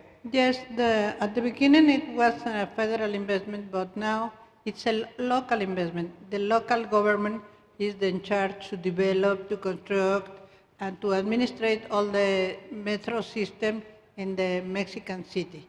As you know, Mexico City has about 20 million people walking all day, so we really need a metro. But we have a real problem because the metro is subsidized by the local government. The cost is approximately 25 cents of dollar, so it doesn't cover not the investment, but also not the cost of the trip. And we need so many new investments, and we have to. This is a question in the Mexican city. If we have to pay more for the metro or to construct other ways of traveling, or what we can do, because now we don't have resources and the local government doesn't have enough resources to develop all we need. To maintain the subsidies. So how much is it for an average metro journey in cents, dollar cents, roughly? Do you know? Well, we have many lines of metro through all the city, but the cost of one trip, I don't know how much it, but we only pay 25 cents of dollars. So about 25 cents, US cents. Yeah. Very So cheap. we had a question. Not we, but the local government has to ask what they can do. You know, in the United Kingdom, they have this trend now in the Labour Party for the shadow cabinet to use the London Underground and to say, no, we don't want to have chauffeur-driven cars. So, but anyway, I'm not going to ask you how you get to work, Deputy Minister. But there was a question about tourism. For you, Faisal, that's a key objective is to try to encourage tourism to the country. Okay, yeah, we do recognize that issuing visa for expatriates it's an issue. If you look at the law in the book, is that you will get a visa within 24 hours. And most ambassadors and most embassies I talk to, they say that we apply this law, and the reason for delay is maybe people will have incomplete information or incomplete documents. But it's been a work in progress. We've came a long way with the visa processing. And there are even more ambitious plans. We've all heard of the Riyadh City Airport, Jeddah City Airport. Our idea or our ambitions is that you will go as far as issuing the visa at the airport when you arrive in Riyadh and Jeddah. And that's the reason why they're establishing these cities, because we do recognize not only in tourism, in business, sometimes you have last minute meeting and you cannot afford to wait to go and apply for a visa and get a visa and then travel to the country. So you're doing something about that. Good. Yes, question there, and then one there. Anybody there? Oh, one there, yes. I'm sorry, my peripheral vision is lacking. Okay, take that one first. You've been waiting. Okay, Riyad Najm, Chairman of Saudi Media Measurement Company. My question is to the CEO of FlyNAS. Now, we know that there are 2 new airlines that have been licensed to compete with you in the domestic routes. First, how do you see yourself positioned to compete with these two licensed airlines, and when is that going to happen? Okay, thank you. Take the one behind. If you give the microphone there, in the meantime, we'll take that one. Hello. Oh, okay. So, yeah. Shad Faridi, and Assistant Professor, Prince Satam University. Seeing the Kingdom of Saudi Arabia, the connections from city to city is well connected. The highways are pretty good. So with the existing infrastructure, the innovation and possibility of more of collaborative consumption can take place, where in the commercial segment where there can be pooling in perspectives which may reduce the cost of the supply chain. Thank you very much. To reduce the cost of the supply chain. Okay, should we take the FlyNAS one first about the when we might see the new... Well, with the first question, I'll answer the first part first. We see ourselves in an excellent position to deal with any competition that comes our way. We don't believe that the demand-based airlines, Saudi Gulf, are really chasing the same market as ourselves. I had the opportunity to go on their aircraft, which they had parked in Bahrain last weekend. Absolutely beautiful, but certainly if they charge my prices, they'll go broke. Al-Maha, I'm not sure, to be honest with you, if they're ever going to show up. But if they do, they're most welcome. Like there's close to 30 million people in this country. At least 40 to 60% of them can afford to get on a plane. So it's a huge market. I don't pretend to have the ability to fly everyone, and I don't want to. But I will fly the people who want to fly with me, and you know, we'll again, as I said, consistently, we'll try and do it profitably, and where it makes sense for us to fly. But the competitive element, it's always with us in the airline business, and we wish them well if they come along. Thank you. Philippe, do you want to answer the question? I wasn't quite sure about the connectivity and how... Briefly, because we're not deeply involved into the freight, at least in the Middle East, in the freight business, only on the signaling side for freight lines. But I think, as we discussed earlier, linking the port of the King Abdullah Economic City, the land bridge, bringing the natural resources close to the port and vice versa, will definitely reduce the cost of the supply chain, and it is something I think that as part of the planning of the kingdom, I think it's been seen in the last few years that it's quite important to make those links, and I think this is currently ongoing. We talked about improving rail freight, didn't we? And you know, the connectivity. So I think we'll take that as part of the answer. Yeah, there was a chap here. Yeah. Far away. Just speak into it. Okay. My question is for Mr. Bafarat from Sagia. We know that this 200 billion that will be spent over the next 10 years will be mainly towards large global conglomerates. But how can Sagia play a role in ensuring that those international conglomerates engage Saudi local businesses in the sector of like the SME sectors to actually help them in terms of growth and get them a piece of that pie? Okay, thank you. And yeah, and any more? Good afternoon. My name is Tarek Solomon from Shams Technologies. This is a general question, but they're saying that the Riyadh Metro and the bus transit system is looking to create an upwards of 15,000 new jobs and deliveries by 2018. What is Sagia and the companies involved doing to help train and create those jobs and the positions so we can sustain the metro and it lasts as long as it should? Thanks. We're running short of time, so yes, quickly if you would. And then you wanted a second. You've already spoken. Okay, fine. I'm generous. Yeah. Number two. Yeah. Marhaba, my name is Tahir Aguil, I'm financial advisor. My question is in the aviation sector. I was wondering with FlyNAS as a private aviator here in the kingdom, how level is the playing field competing with a government-owned entity, Saudi, in terms of all aspects, how level is the playing field today, and what would be the advice to enhance the aviation sector here in the kingdom? And I think I would like to address this question to Paul and to Farat. We're running short of time, so we may just give that to Paul very quickly, very, very quickly.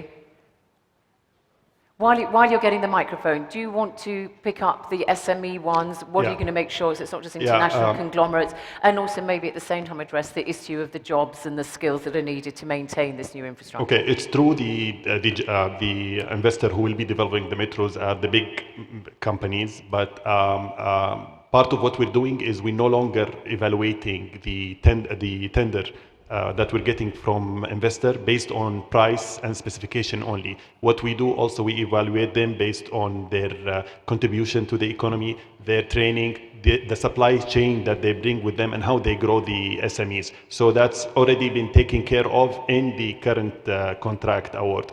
And on the training program, actually the bulk of the spending of the metro is going into maintenance and operation. And again, looking into who we award the operation and maintenance to, we look at who is going to develop the talent, and because these are the people that are going to stay and make sure the metro runs for longer time, and how much Saudization they're going to have, and they have the right caliber and right talent to run these metros. Thank you. Very quickly, level playing field between Flynas and Saudi. Thank you. The short answer is it's not a level playing field, you're right. Our competitor receives a subsidy for their fuel, we don't. Yet both of our fares are capped. The positive from my perspective is that GACA have recognized this, and they're starting to reduce the subsidy and increase the size, the gap between the fare caps. My advice to them, do it quicker, please. Great. Final point, very quickly. A question on aviation for Mr. Farat. Yeah. Do you see any of the Saudi airports, either existing or undergoing of development, is going to be a competitive hub airports to the hub airports that we see in the region? Dubai, Abu Dhabi, Doha, Kuwait, Bahrain now was signed last week. Yeah, quickly, as I mentioned, I see both Saudi, Jeddah and Riyadh. And the reason that I say it is the plan that we're having behind Jeddah and Riyadh, building a full city to support the airport. It's called Riyadh Airport City and Jeddah Airport City. Thank you so much indeed. Thank you very much, Paul, Philippe, Faisal and Deputy Minister, for that very, very interesting session there on the race against time for transport. And just to say, before you all go, please do move to the Invest Saudi exhibition area for 3 workshops, and it's first come, first served, so do make your way there if you want to go to one of the workshops. The rest of you, though, do please leave this plenary hall so they can set up for lunch, to which, of course, you're all welcome. It's been my pleasure. I will see those of you who are still here later, but for now, please thank our panel. Thank you very much.